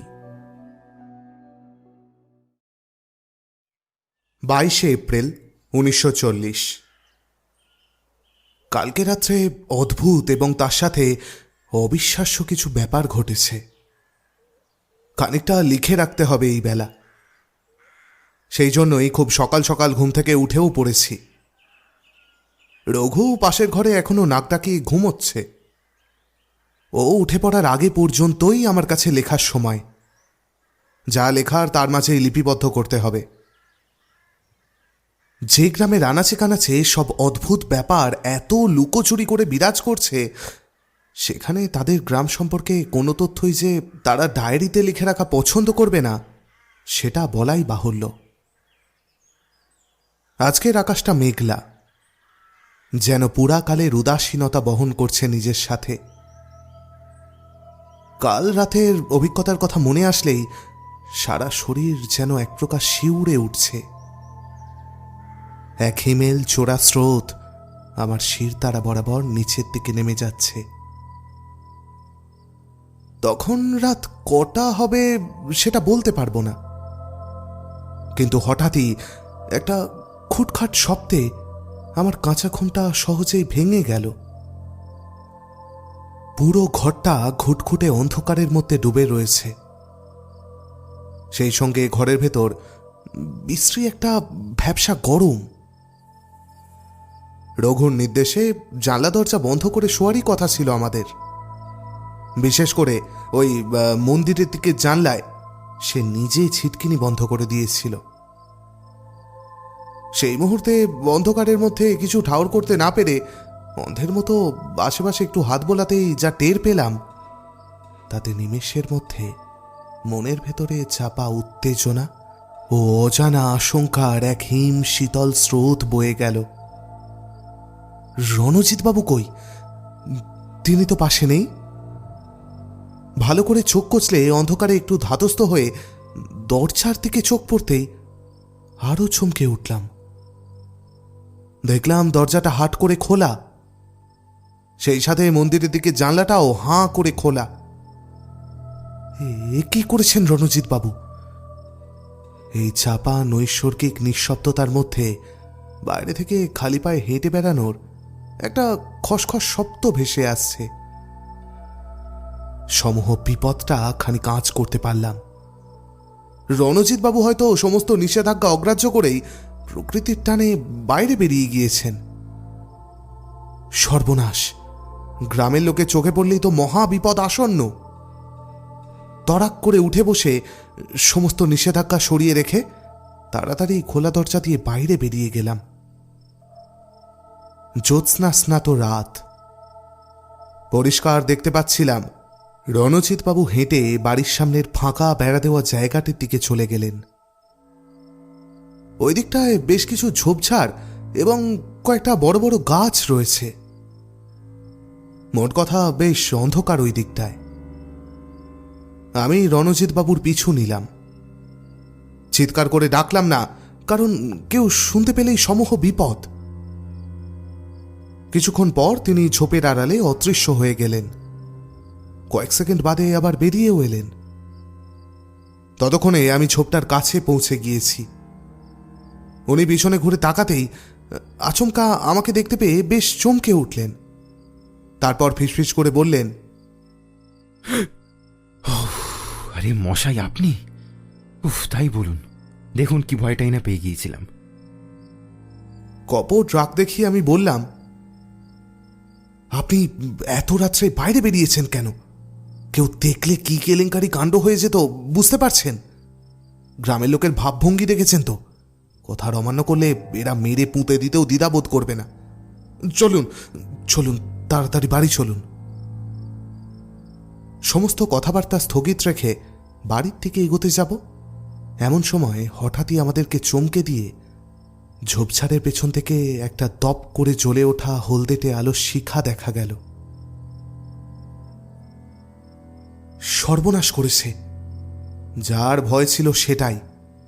কেউ নিশ্চয় বাইরে টহলে বেরিয়েছে। নিজেদেরকে আড়াল করার মতো জায়গাটুকুও নেই তখন আমাদের কাছে।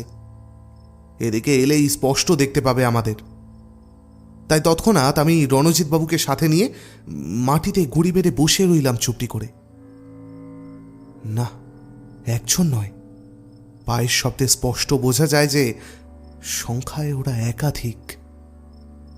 তাদের কাছ থেকে আগত হলদেটে আলো শিখা যেন এই নৈসর্গিক আধারে বৈশাচী কালো আধারের একটা পরিবেশ তৈরি করেছে। দুই পক্ষের দূরত্ব এখন এতটাই কম যে উঠে দাঁড়ালেই ঝোপের ওপারের লোক আমাদের উপস্থিতি টের পেয়ে যাবে। ঝোপঝাড়ের আড়ালে গাছের কয়েকটা পাতা সরিয়ে ওইদিকে দৃশ্য খানিকটা দেখতে পেলাম।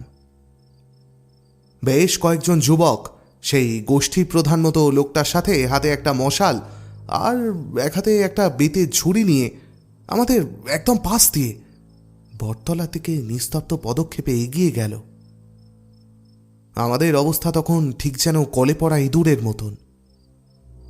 বটতলাটাও এখান থেকে এতই কাছে যে সামান্য নড়াচড়া করলে ওরা বুঝতে পেরে যাবে আমরা উপস্থিত। যাই হোক, নিঃশ্বাস প্রায় চেপে রেখে ঘাপটি মেরে পড়েছিলাম দুজনে।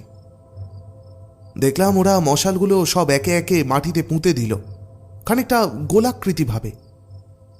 তারপর গোষ্ঠীর প্রধান ইশারা করতেই সবাই দলবদ্ধভাবে দাঁড়ালো সেই গোলাকৃতি স্থানে। কি করতে চাইছে এরা? সবার খালি গা, মশালের হলদেটে আলোর আলপনা মেখে যেন ইস্পাতের তৈরি মনে হচ্ছে। তারপর যে অবিশ্বাস্য দৃশ্য চোখের সামনে ভেসে উঠল সেটার বর্ণনা দিতে গিয়ে এই দিনের স্নিগ্ধ আলোতেও আমার হাত থরথর করে কেঁপে কেঁপে উঠছে। সেখানে উপস্থিত প্রত্যেকেই নিজের হাতে ধরা বেতের ঝুড়ি থেকে এক হ্যাঁচকা টান মেরে বের করে আনলো লিকলিকে সরু কিছু একটা বস্তু। প্রথমে ভাবলাম দৌড়ি, কিন্তু ভালো করে লক্ষ্য করতেই বুঝলাম সেগুলো এক একটা অত্যন্ত বিষধর কেউটে সাপ। আমরা সেই অদ্ভুত অতিপ্রাকৃত ভয়াবহ এক উপাচারের পাথরের মূর্তির ন্যায় মুখ দর্শক হিসেবে সাক্ষী রইলাম। মশালের হলদেটে আলোয় সেগুলোর কালো চাবুকের মতো শরীরে যেন বিদ্যুতের মতো শিহরণ খেলে গেল। সাপগুলি ফনা তুলে হিসিয়ে ক্রমাগত ছোবল দিতে লাগলো তাদের হাতে এবং ধীরে ধীরে শরীরের বিভিন্ন জায়গায়। কিন্তু তাদের যন্ত্রণা তো দূর, সামান্যতম অনুভূতিটুকুও যেন নেই। ভাবলেশীন মুখে প্রথমে সাপটির চোয়ালের কাছটা হাতের আঙুল দিয়ে শক্ত করে চেপে ধরল। তারপর সাপের মুখটা সামান্য খুলে নিজেদের মুখের সামনে এনে ধরল। বিস্ফারিত নয়নে তাকিয়ে দেখলাম ফোঁটা ফোঁটা করে বিষ সাপের বিষ দাঁত পেয়ে গড়িয়ে লোকগুলোর মুখে গিয়ে পড়ল। পরম আবেশে অমৃত পানের মতো জিভ দিয়ে চেটে চেটে সেই বিষ পান করল তারা। যে বিষের কবলে পড়ে সারা ভারতবর্ষে এত সংখ্যক মানুষ প্রাণ হারায়, সেখানে এরা অবলীলাক্রমে বিষ পান করে চলেছে। না, এই দৃশ্য চোখে না দেখলে কোনোভাবেই বিশ্বাস করতে পারতাম না। তার মানে বিষপুরুষ সত্যিই আছে, আর সত্যিই তাদের শরীর তীব্র থেকে তীব্রতর বিষের বিরুদ্ধে প্রতিরোধক। এরপর তারা আশ্চর্যজনকভাবে অদ্ভুত এক ভাষায় আকাশের চাঁদের দিকে তাকিয়ে মন্ত্রপাঠ করতে শুরু করল। এই ভাষা যেন পৃথিবীর ভাষা নয়। এই মন্ত্রপাঠ আমাদের জানা কোনো দেবদেবীর উদ্দেশ্যে যে নয়, তা তখন খুব ভালোভাবেই বুঝতে পারছিলাম। তাই এই অদ্ভুত মন্ত্রপাঠে মনে ভক্তির বদলে অদ্ভুত এক আদিম ভয়ের সঞ্চার ঘটছিল। বাতাসে কেমন যেন একটা মাদকতা। চাঁদ ততক্ষণে মুখ লুকিয়েছে মেঘের চাদরের আড়ালে। পুরো চড়াচড়ে নেমে এসেছে একটা মৃত্যুকালীন শীতলতা। আমার কেমন জানি একটা ঘোর লাগা অনুভূতি হচ্ছিল। নিজের হাতে পায়ে তেমন আর কোনো বল পাচ্ছিলাম না। মন বলছিল এই মন্ত্রপাঠে কিছু সম্মোহনী ক্ষমতা আছে, যা না শোনাই ভালো। ছুটে পালাতে ইচ্ছে করছিল, কিন্তু শরীর একদমই সায় দিচ্ছিল না। নিশ্চল পাথরের মূর্তির মতো সেখানে কতক্ষণ বসেছিলাম জানি না। ঘোর ফিরল রণজিৎ বাবুর ডাকে। উনি আমার কাঁধ ধরে ঝাঁকাতে ঝাঁকাতে বললেন, চলুন চলুন, এক্ষুনি ঘরে চলুন, চলুন, এক মুহূর্ত আর এখানে না, চলুন চলুন। ঘোর লাগা দৃষ্টিতেই সামনের দিকে তাকিয়ে আবার চমকে উঠলাম। দেখলাম পুরো বটতলা ফাঁকা, বিভীষিকার কোনো চিহ্ন মাত্র নেই সেখানে। সবাই যেন কোনো এক জাদু মন্ত্র বলে আচমকাই অদৃশ্য হয়ে গেছে। তাহলে তাহলে ওটা কি স্বপ্ন ছিল? আমি রণজিৎ বাবুর দিকে তাকিয়ে জিজ্ঞেস করলাম, আমি কি কোনো স্বপ্ন দেখছিলাম? সবাই সবাই গেল কোথায়? আরে না মশাই, না। দুজন সুস্থ মস্তিষ্কের মানুষ কখনো একসাথে একই স্বপ্ন দেখতে পারে না। ওই মন্ত্রপাঠে নিশ্চয়ই কিছু সম্মোহনী ক্ষমতা ছিল, তাই আমাদের শেষের দিকের কিচ্ছু মনে পড়ছে না। কতক্ষণ এখানে বসেছিলাম জানি না, আমার পায়ে এই কাঁটাটা ফুটলো বলেই হুঁশ ফিরল আমার। তারপর আপনার দিকে তাকিয়ে দেখি মরা দৃষ্টি নিয়ে আপনি সামনের দিকে তাকিয়ে রয়েছেন। একটু দম নিয়ে তিনি আবার বললেন, চলুন মশাই, চলুন, এখান থেকে চলুন, আমার মন বড় কু ডাকছে। তারপরে আর কথা না বাড়িয়ে ওনার পিছু পিছু ঘরে এসে নিস্তব্ধে দরজা বন্ধ করে দিলাম। একদম চাপা এক স্বরে জিজ্ঞেস করলাম, রণজিৎ বাবু শুনতে পাচ্ছেন? একটু হকচকিয়ে উঠে রণজিৎ বাবু সম্মতির ঘাড় নাড়ালেন। এত রাতে ঘন্টার শব্দ, হ্যাঁ, কোথা থেকে আসছে মশাই? এশারায় মন্দিরের দিকে ওই খোলা জানলার দিকে নির্দেশ করে জিজ্ঞেস করলাম, সম্ভবত ওই মন্দির থেকে। এত রাতে কিসের পুজো হচ্ছে ওখানে? আমি আমি আমি বলছি শুনুন, কিছু একটা অদ্ভুত ব্যাপার নিশ্চয়ই আছে। ধীরে ধীরে ঘন্টা তেজ যেন আরো বাড়তে থাকে। সেই ধ্বনি যেন গ্রাস করছে আমাদের দুজনকেই। চোখ দুটো লেগে আসছে, ঠিক যেন কোনো মায়াবী পরী আমাদেরকে কোমল স্বরে ডাকছে। রণজিৎ বাবু ওই জানলা কিভাবে খুললেন? নেশাগ্রস্ত মানুষের মতো উত্তর এলো, জানি না মশাই, কি মনে হতে নিজে থেকে একটা একটা শুধু হ্যাঁচকা টান মেরেছিলাম। তারপর তারপর তারপর কথাটা আর শেষ করতে পারলেন না রণজিৎ বাবু। হঠাৎই ধপ করে মেঝেতে পড়েই হারিয়ে গেলেন গভীর নিদ্রার দেশে। আমার চোখ দুটো যেন জড়িয়ে আসছে। কি হচ্ছে ওই মন্দিরে আমাকে আমাকে জানতেই হবে।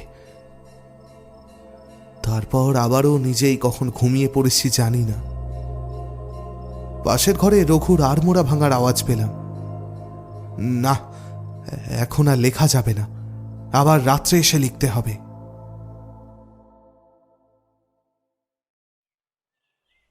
22 এপ্রিল 1940, সম্ভবত সন্ধ্যার শেষ লগ্ন। আজকে সারাদিন ধরে গ্রামের রাস্তায় ঘুরে বেরিয়েছি শুধু। সেই সাথে মনের সংগ্রহের ভাণ্ডারে জড়ো হয়েছে আরও কিছু অদ্ভুত তথ্য। রাত্রের ওই বিভীষিকার কথা কাউকে খুনাক্ষরেও টের পেতে দিইনি। যত সময় এই গ্রামে কাটাচ্ছি তত বেশি বেশি অস্বাভাবিকতা আমাদের চোখে ধরা পড়ছে। মনের ভিতরের অবস্থা বোঝার ক্ষমতা আমার আর এখন নেই। আজ রাত্রে কিছু একটা নিশ্চয়ই ঘটতে চলেছে। তার জন্য মানসিকভাবে তৈরি থাকা খুবই প্রয়োজন। সারাদিনের ঘটনা তাই অল্প শব্দেই তুলে রাখছি। আজকে গ্রামের প্রায় প্রতিটা বাড়িতে গিয়ে কতজন করে মানুষ থাকে বাড়িতে, সারাদিন এদের কাজ কি, কিভাবে সময় কাটে, এদের খাদ্যাভ্যাসই বা কি, এই সমস্ত প্রশ্নই করছিলাম। তবে মনের মধ্যে দলা পাকিয়ে থাকা অস্বস্তির ভাবটা আরও কয়েক গুণে প্রবল হয়ে উঠল যখন দেখলাম গ্রামের একটা বাড়িতেও কোনো মহিলা সদস্য নেই। নেই মানে নেই, যুবতী, কিশোরী, মায়ের নাবালিকা অবধি নেই। সব বাড়িতেই পুরুষ, তবে তার মধ্যেও হয় কিশোর না হয় যুবক। বৃদ্ধ কোনো মানুষও আমাদের চোখে পড়ল না। কিশোরদের সবার চোখের দৃষ্টিতে সেই মরা মানুষদের মতো এক ঘোলাটে ভাব। বাড়ির প্রধানই আমাদের সাথে কথাবার্তা বলল। যতক্ষণ কথাবার্তা চলছিল তারা সেই রকমই নিষ্পলক চোখেই আমাদের দিকে তাকিয়ে দেখছিল। একজন জীবিত মানুষের দৃষ্টি এতক্ষণ ধরে নিষ্পলকভাবে তাকিয়ে থাকতে পারে সেটা আমরা আগে জানতাম না। তবে আরও একটা জিনিস আজকে তাদের সেই দৃষ্টির আড়াল দিয়ে লক্ষ্য করলাম। সেটি হলো কোনো এক অজ্ঞাত কারণে ভয়। তারা যেন আমাদের কিছু বলতে চাইছিল, কিন্তু পরিস্থিতির মারপ্যাচে পারল না। আমার মনে হলো যেন তাদের কথা বলার কোনো অধিকারই নেই। আমরা কিন্তু যে বাড়িতে আছি সেখানে রঘুর মধ্যেও এই একই ব্যাপার লক্ষ্য করেছি। রঘু উঠতি যুবক, তবুও সে একটা কথাও বলে না, সবকিছু ইশারায় দেখিয়ে দেয়। কি জানি, বোবা নাকি? একেবারে শেষ বাড়ির প্রধানের কাছে একটা প্রশ্ন করা থেকে নিজেকে আর কিছুতেই বিরত রাখতে পারলাম না। মনের মধ্যে অনেকক্ষণ ধরে চেপে রাখা প্রশ্নটি শেষমেশ করেই ফেললাম। আচ্ছা, আপনাদের গ্রামে কোনো মহিলা নেই কেন? মানে, এতগুলো বাড়ি ঘুরলাম, একজনকেও তো দেখতে পেলাম না, আর কোনো বৃদ্ধকেও তো দেখলাম না। তারা কি এই গ্রামে থাকেন না নাকি? প্রশ্ন শেষ করবার আগেই লোকটির চোখের দিকে তাকাতেই ভয়ে আমার সারা শরীরের রক্ত হিম হয়ে গেল। স্পষ্ট দেখলাম তার দুই চোখের মণিতে এক ক্রূরতা প্রতিফলিত হয়েই ছাইচাপা আগুনের মতো থক করে একবার জ্বলে উঠল। ঠোঁটের কোণে ফুটে উঠল বিশ্রী একটা হাসি। পুরো শরীরে প্রকট হয়ে ওঠা নীল শিরাগুলোর মধ্যে যেন রক্ত চলাচল হঠাৎই বেড়ে গেল। একবার সেগুলি দপদপ করে উঠেই আবার আগের মতো স্বাভাবিক হয়ে গেল। এই সমস্ত বিষয়টা বর্ণনা করতে আমার যতক্ষণ সময় লাগলো, তার সেকেন্ডের ভগ্নাংশে ব্যাপারগুলো চোখের নিমেষেই ঘটে গেল। লোকটি আবার তার স্বাভাবিক গলায় বলল, দেখ বাবুজি, তোরা হলি বাইরের লোক, থাকতে যে দিয়েছি গ্রামে এই অনেক। ভুলে যাস না তোরা এখন কোথায় বসে আছিস। সব ব্যাপারে কৌতূহল ভালো নয়, বুঝলি তো? কিছু জিনিস না হয় অজানাই থাকতে দে, এমন। তাহলে বেরো এবার, তোদের তো আবার সময় ঘনিয়ে এসেছে। আর সময় নষ্ট করার কোনো মানেই হয় না। উঠে পড়লাম আমরা। তারপর দ্রুত পায়ে ঘর থেকে বেরিয়ে আমাদের বাড়ির দিকে এগুতে শুরু করলাম। মাথায় তখন রক্ত গরম হয়ে গিয়েছে। না, আর এক মুহূর্তও না এখানে। যে গ্রামের লোক ঠান্ডা মাথায় গ্রামের অতিথি খুন করার কথা ভাবতে পারে, সেখানে সময় নষ্ট করার কোনো মানেই হয় না। এটুকু বুঝেছিলাম যে হাজার চেষ্টা করলেও আমরা এদের থেকে কোনো কথাই বার করতে পারবো না। যা করতে হবে আমাদের নিশুতি অভিযানের মাধ্যমে, তাছাড়া আর কোনো উপায় নেই। কৌতূহল মাত্রা ছাড়িয়েছে। গ্রামের পথ দিয়েই হাঁটছিলাম। দৌড় থেকে মন্দিরের চূড়োটা ধীরে ধীরে দৃশ্যমান হচ্ছিল। আমাদের বাড়িটা মন্দির থেকে একদম কাছেই। মন্দিরের কিছুটা সামনে থেকে রাস্তা দুই ভাগে ভাগ হয়ে গিয়েছে। এক ভাগ সোজা চলে গিয়েছে মন্দিরের দিকে, আর বাঁদিকের রাস্তা ধরে কিছুটা গেলেই আমাদের বাড়ি। এখনো মৃদুমন্দ ঘণ্টার ধ্বনি ভেসে আসছিল। হঠাৎ রণজিৎ বাবুর দিকে চোখ পড়তেই আবার বিস্ময় হতবাক হয়ে গেলাম। এ কি, ওনার এরকম চেহারা কেন? দেখে মনে হচ্ছে যেন উনি নিজের মধ্যে নেই। দুই চোখ জবা ফুলের পাপড়ির মতো টকটকে লাল, দৃষ্টি যেন ঘোলাটে স্থির। এক মনে নিজের মতো হেঁটে যাচ্ছেন মন্দিরের দিকে তাকিয়ে। যেখান থেকে আমাদের বাঁদিকের রাস্তায় যাওয়ার কথা ছিল, ওনাকে দেখলাম মন না ঘুরে সোজা এগিয়ে যেতে লাগলেন মন্দিরের দিকে। চিৎকার করে ডাকতে লাগলাম ওনাকে, রণজিৎ বাবু! আরে ও রণজিৎ বাবু, শুনছেন? আরে কোথায় চললেন? এদিকে আসুন। কিন্তু উনি যেন এই জগতের মধ্যেই আর নেই। আমার কোনো কথা ওনার কানে ঢুকলো না। বেগতিক দেখে এক ছুটে আমি ওনার পিছনে দৌড়ে গিয়ে ওনার কাঁধ ধরে জোরে জোরে ঝাঁকাতে শুরু করলাম। বেশ কয়েকবার এরকম করার পর হঠাৎ থমকে দাঁড়িয়ে গেলেন। তারপর আমার দিকে তাকিয়ে আস্তে আস্তে খোল্লাকা গলায় বললেন, এ কি আপনি? আমি আমি কোথায়? তারপর হঠাৎই চারিদিকে চোখ পড়তে চমকে উঠলেন। হ্যাঁ, কি কি সর্বনাশ! আমি আমি আবার মন্দিরের সামনে এখানে কি কি করে এলাম? কেনই বা এলাম? হ্যাঁ, সেই মুহূর্তে আমার মাথায় খানিকটা রাগ চড়ে বসল। সে তো আপনিই ভালো জানবেন মশাই, কখন থেকে ডেকে যাচ্ছি। কি হয়েছিল বলুন তো আপনার? চোখ ওরকম লাল। উনি এই কথার উত্তরে মাথা চেপে ধরে আচমকাই রাস্তার মধ্যে বসে পড়লেন। তারপর মিনমিন করে বললেন, জানি না মশাই, বাড়ি থেকে বেরিয়ে মন্দিরের চূড়াটার দিকে তাকিয়ে এক মনেই হাঁটছিলাম, বিশ্বাস করুন। ও হঠাৎ কি মনে হলো জানি না, চূড়ার ওপর ওই ওই সাপটাকে দেখে কেমন যেন জীবন্ত মনে হতে লাগলো। কেমন একটা অজানা অস্বস্তি হচ্ছিল। আবার আবার সেই কালকের অনুভূতিটা জানেন, যেন মনে হচ্ছে আমাকে আমাকে কেউ মন্দিরের ভিতর থেকে কোমল স্বরে ডাকছে। তারপর আর কিছু মনেই নেই। এখন আমি দেখলাম আমি এইখানে দাঁড়িয়ে রয়েছি। মন্দিরের ভিতরে কিছু একটা আছে, সেটা কিন্তু আমাদের জানতেই হবে। মনে হচ্ছে সকল রহস্যের উদ্ঘাটন ওখানেই হবে, ওখানেই। বুঝলাম কাল রাত্রির কথা এখনো ভুলতে পারেননি, তাই ভুলভাল কিছু দেখেছেন। সে তো বুঝলাম, কিন্তু এখন তো সম্ভব নয়, যা করতে হবে রাতে। উনিও সম্মতিসূচক ঘাড় নাড়লেন। আমি ওনাকে ধরে বাড়ি নিয়ে এলাম। বাড়ি ফিরেই এক বাটি মুড়ি আর জল খেয়েই উনি শুয়ে পড়লেন। সেই ফাঁকে আমি ডায়েরি লেখা শেষ করে নিলাম। আমারও কেমন জানি মনে হচ্ছে যা কিছু রহস্য ওই মন্দিরের অন্দর মহলেই আছে।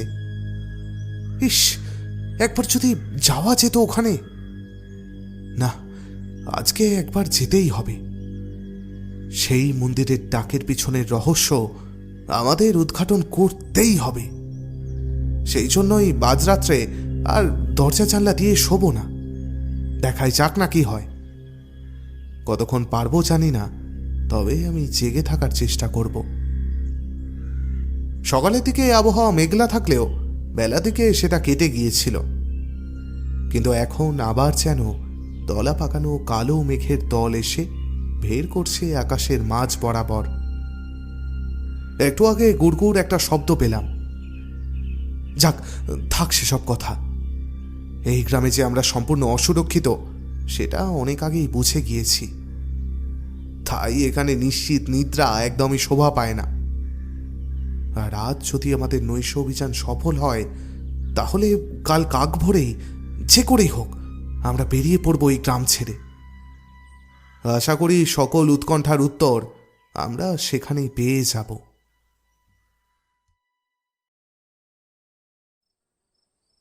23 এপ্রিল 1940। সময় আর খুব বেশি নেই আমার কাছে। জানি না আর কতক্ষণ আমি লিখতে পারবো। এইভাবেই খুব কষ্ট হচ্ছে যে আর কোনোদিন পৃথিবীর এই রঙিন সূর্যোদয়, মধুর সূর্যাস্ত নিজের দুই চোখ ভরে দেখতে পারবো না। কোনোদিন আর দেখতে পারবো না সদ্য নীল রং ধরা আকাশের প্রেক্ষাপটে একটা একটা করে তারাদের ফুটে ওঠা।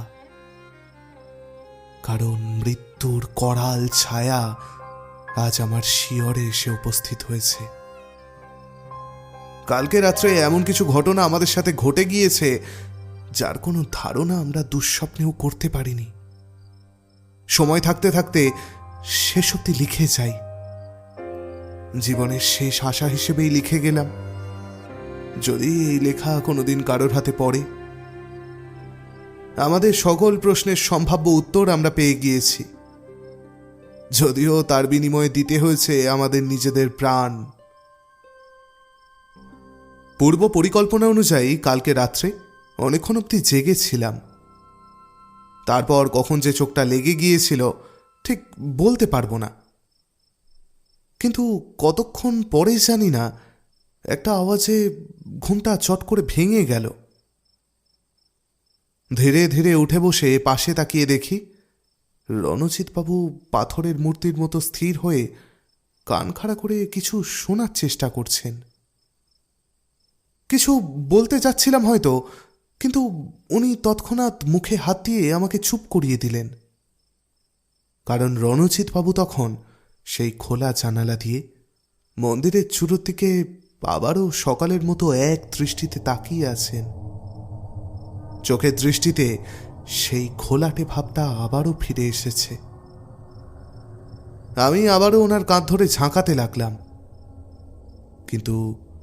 কিন্তু না, ওনার ঘোর এইবার একটুও কাটল না। অসহায় হয়ে কি করব ভাবছি, এমন সময় তিনি নিজের ডান হাতের তর্জনী তুলে মন্দিরের দিকে দেখিয়ে ফিসফিস করে বললেন, ওই ওই শুনুন শুনুন শুনুন, মন্দির ডাকছে, ডাকছে, আমাদের ডাকছে। শুনতে পাচ্ছেন আপনি? আমাদের যেতে হবে, চলুন।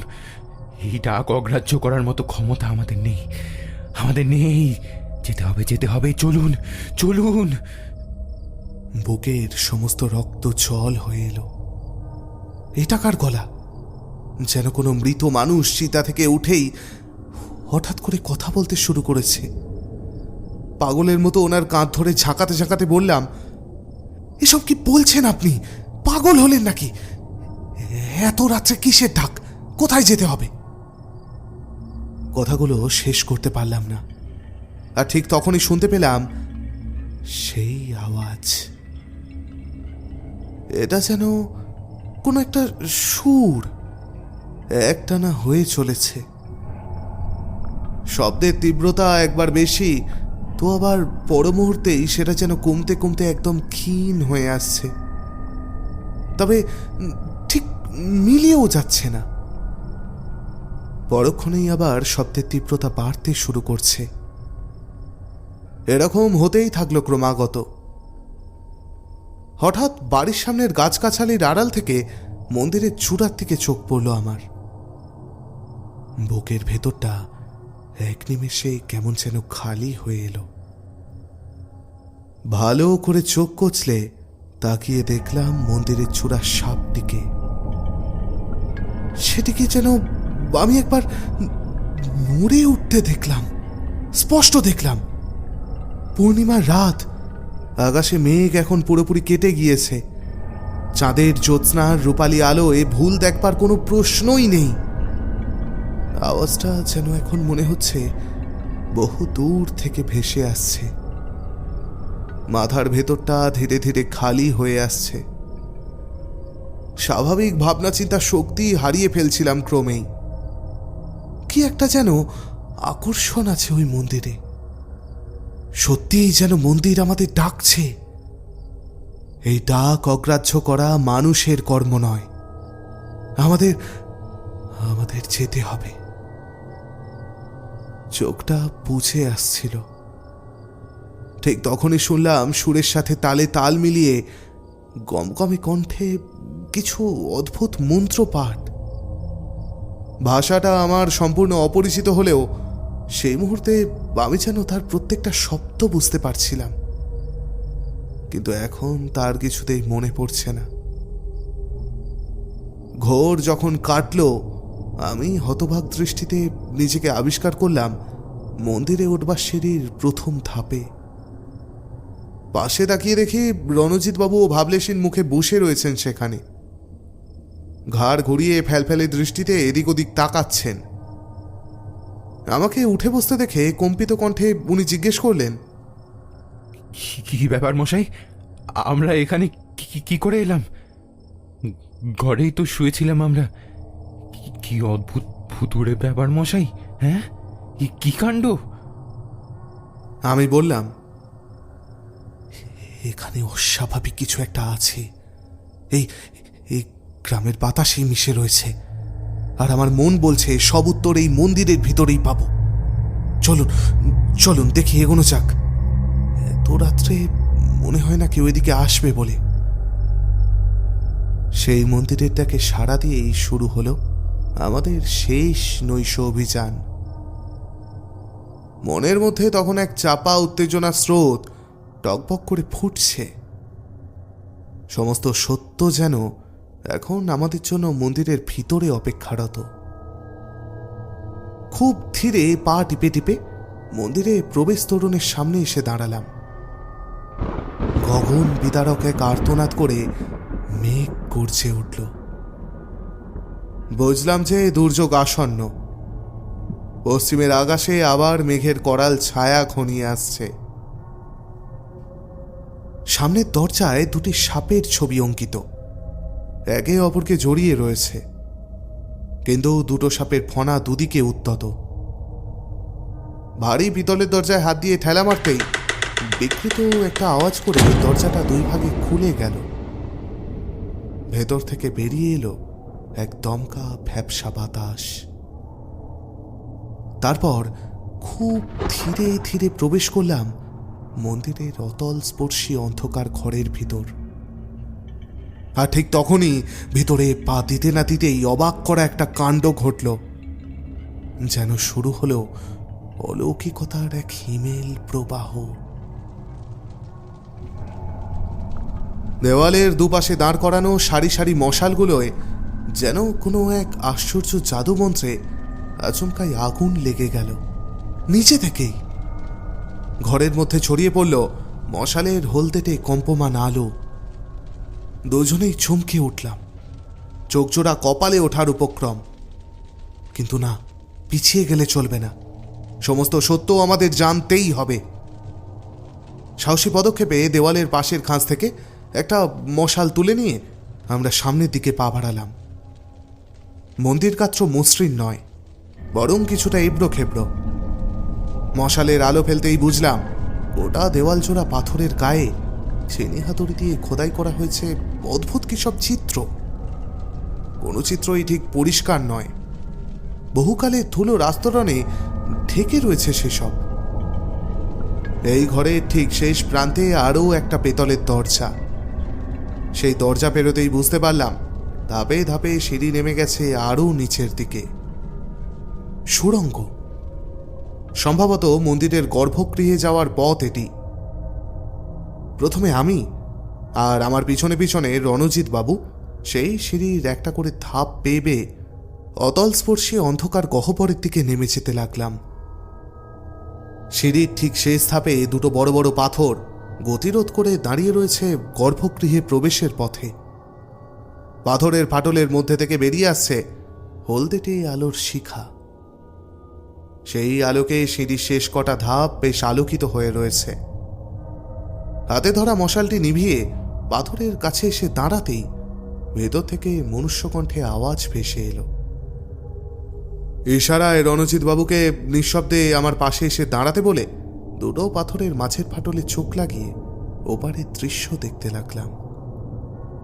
ওপাশে গ্রামের আজ সকল যুবকই প্রায় উপস্থিত। কোনো একটা উপাচারের প্রস্তুতি চলছে জোর কদমে। তাদের পরনে আজকে সেই প্রথম দিনের মতোই পোশাক আশাক। ফাটলের আড়াল থেকে যতটুকু দেখা যায় তাতে বুঝলাম জায়গাটা একটা গুহার মতো। চারপাশের অমসৃণ দেওয়ালের খাঁজে খাঁজে মশাল জ্বালানো। সেই মশালের হলদেটে আলোয় তাদের প্রত্যেককে যেন ব্রোঞ্জের তৈরি মূর্তি মনে হচ্ছে। একটা যজ্ঞকুণ্ডের পাশে অর্ধচন্দ্রাকৃতিভাবে বসে রয়েছে তারা। যজ্ঞকুণ্ডের চারপাশে ইতস্তত পড়ে রয়েছে উপাচারে ব্যবহৃত বিভিন্ন সামগ্রী। সেই থেকে থেকে জ্বলতে থাকা আগুনের কুণ্ড থেকেই এই আলোর উৎপত্তি। সেই দিকে ভালোভাবে তাকাতেই বুকের ভেতরটা আবারও যেন খালি হয়ে এলো। এটা কার পুজো? এরকম অশুভ জিনিসপত্র ব্যবহৃত হয় কোন আরাধ্যার পুজো কার্যে? সম্ভবত একটা কালচে কোনো পশুর মাথা ছাড়া ধর, কালো কোনো একটা পাখির, খুব সম্ভবত কাকের পালক, কোনো এক হিংস্র সাপদ প্রাণীর ধারালো বাঁকানো নখ, একটা লাল রঙের কাপড়ের ওপর সাদা গুঁড়ো মতো কিছু। উপকরণ দেখে মনে হলো খুব সম্ভবত এরা কুতন্ত্রের উপাসক। এই সমস্ত জিনিস তাতেই ব্যবহার হয় বলে শুনেছি। কিছু সময় পর তারা সবাই মাথা নামিয়ে অদ্ভুত এক ভঙ্গিমাতে ধীরে ধীরে সামনে পিছনে দুলতে শুরু করলো, আর সমস্বরে বিড়বিড় করে সমানে করে যেতে লাগলো সেই অদ্ভুত ভাষায় মন্ত্রপাঠ, সেই সুর যেটা আমরা ঘরে থাকাকালীন শুনেছিলাম জ্ঞানশক্তি লোপ পাওয়ার ঠিক আগেই। হ্যাঁ, আমরা শুনতে কোনো ভুল করিনি, এই সেই মন্ত্রপাঠ। সেই আওয়াজ একবার তীব্র হচ্ছে, তো পর মুহূর্তেই ক্ষীণ হয়ে ঠিক মিলিয়ে যাওয়ার আগেই আবারও তীব্রতা বেড়ে যাচ্ছে। ওকে ঝুঁকে মেরে এদের উপাসক দেবতাকে দেখবার অনেক চেষ্টা করলাম, কিন্তু না, কিছুতেই দেখতে পেলাম না। সেটাই পুরোপুরিভাবেই আমাদের দৃষ্টির আড়ালে। রণজিৎ বাবুকে ইশারায় কান চেপে ধরতে বললাম, কারণ ইতিমধ্যেই আমি বুঝে গিয়েছি এই মন্ত্রপাঠের মধ্যে সম্মোহনী ক্ষমতা আছে, যা মানুষের সাধারণ জ্ঞান শক্তিকে লোপ পাইয়ে দেয়। যেটুকু শব্দ কানে এসে পৌঁছেছিল তাতেও মনে হচ্ছিল যেন মাথার ভেতরটা খালি হয়ে আসছে। তাহলে কি এই সেই মন্দিরের ডাক? কিছুই যেন আর ভাবতে পারছি না। প্রাণপণে তবুও নিজেকে ঠিক রাখার চেষ্টা করে যাচ্ছিলাম। বেশ খানিকক্ষণ মন্ত্রপাঠ করার পর কালকে সেই গোষ্ঠী প্রধান গোছের লোকটা সামনের দিকে তাকিয়ে হঠাৎ চেঁচিয়ে উঠে বলল, নিরায় দেবীর সেবিকাদের এবার নিরায় কুপিয়া মহেন্দ্র খুন উপস্থিত হয়েছে। আজকের পূর্ণিমার চাঁদ এখন ঠিক মাথার উপরে। দম বন্ধ করে অপেক্ষা করতে লাগলাম। ভিতরে কি হয়ে চলেছে সেটার সম্বন্ধে কোনো জ্ঞান নেই আমার। কারা এই দেবীর সেবিকা? বেশিক্ষণ অপেক্ষা করতে হলো না।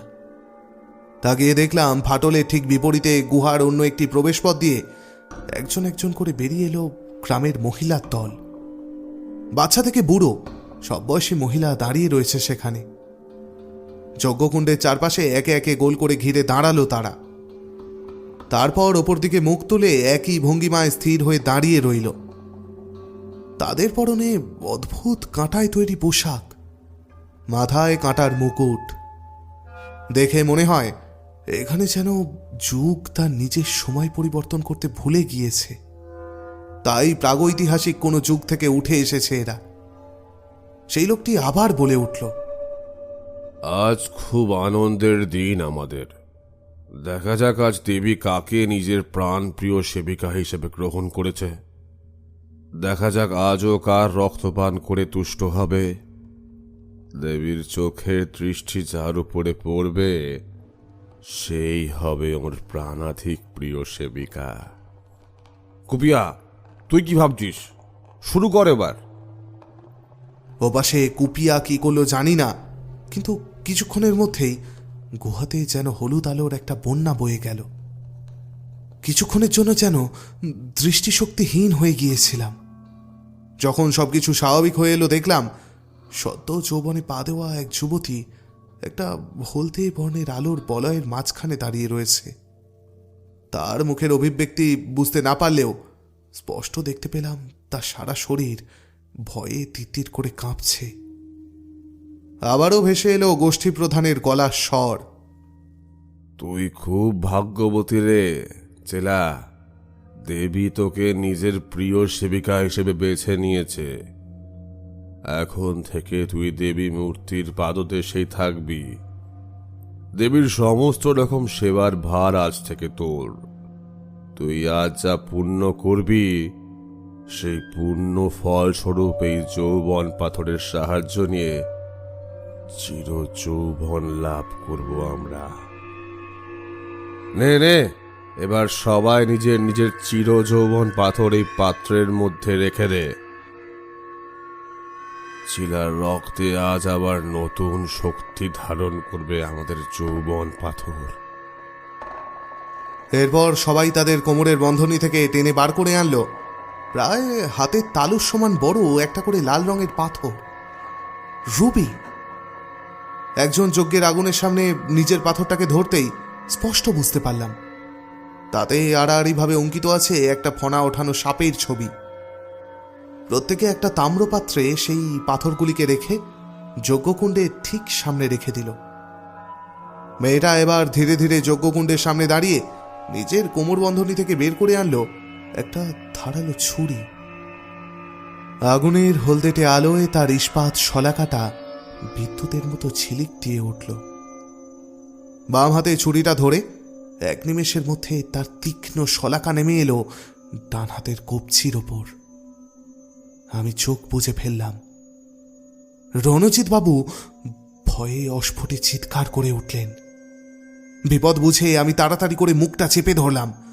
তাকিয়ে দেখলাম চিলার কবজির কাটা অংশ দিয়ে ফোঁটা ফোঁটা করে রক্ত গড়িয়ে পড়ছে, তাজা রক্ত। কিন্তু না, রক্তের রং তো লাল নয়। এটা কি আদৌ রক্ত? কোনো মানুষের রক্ত কি এত গাঢ় নীল বর্ণের হতে পারে? না, আমার দেখতে একটু ভুল হয়নি। আগুনের হলদেটে আলোয় আমি পরিষ্কার দেখতে পেয়েছি সেই রং। কিন্তু এ কি করে হয়? এটা কিভাবে সম্ভব? মাথার ভেতর সমস্ত কিছু যেন গুলিয়ে যাচ্ছিল। আজীবনকাল নিজেকে নাস্তিক ভেবে এসেছি। ভগবান অথবা অতিপ্রাকৃত কোনো বিষয় বিশ্বাস করিনি। কিন্তু এরপর কি আমার সেই রকম দম্ভের কোনো মানে থাকে? কিন্তু বিস্ময়ের তখন অনেক বাকি ছিল। এরপর গোষ্ঠীপ্রধান নিজের স্বভাবসুলভ কণ্ঠে আবার বলল, দেবী নিজের বলিকে আজ নিজেই ডেকে এনেছে রে। আমাদের দায়িত্ব ওকে সন্তুষ্ট করা।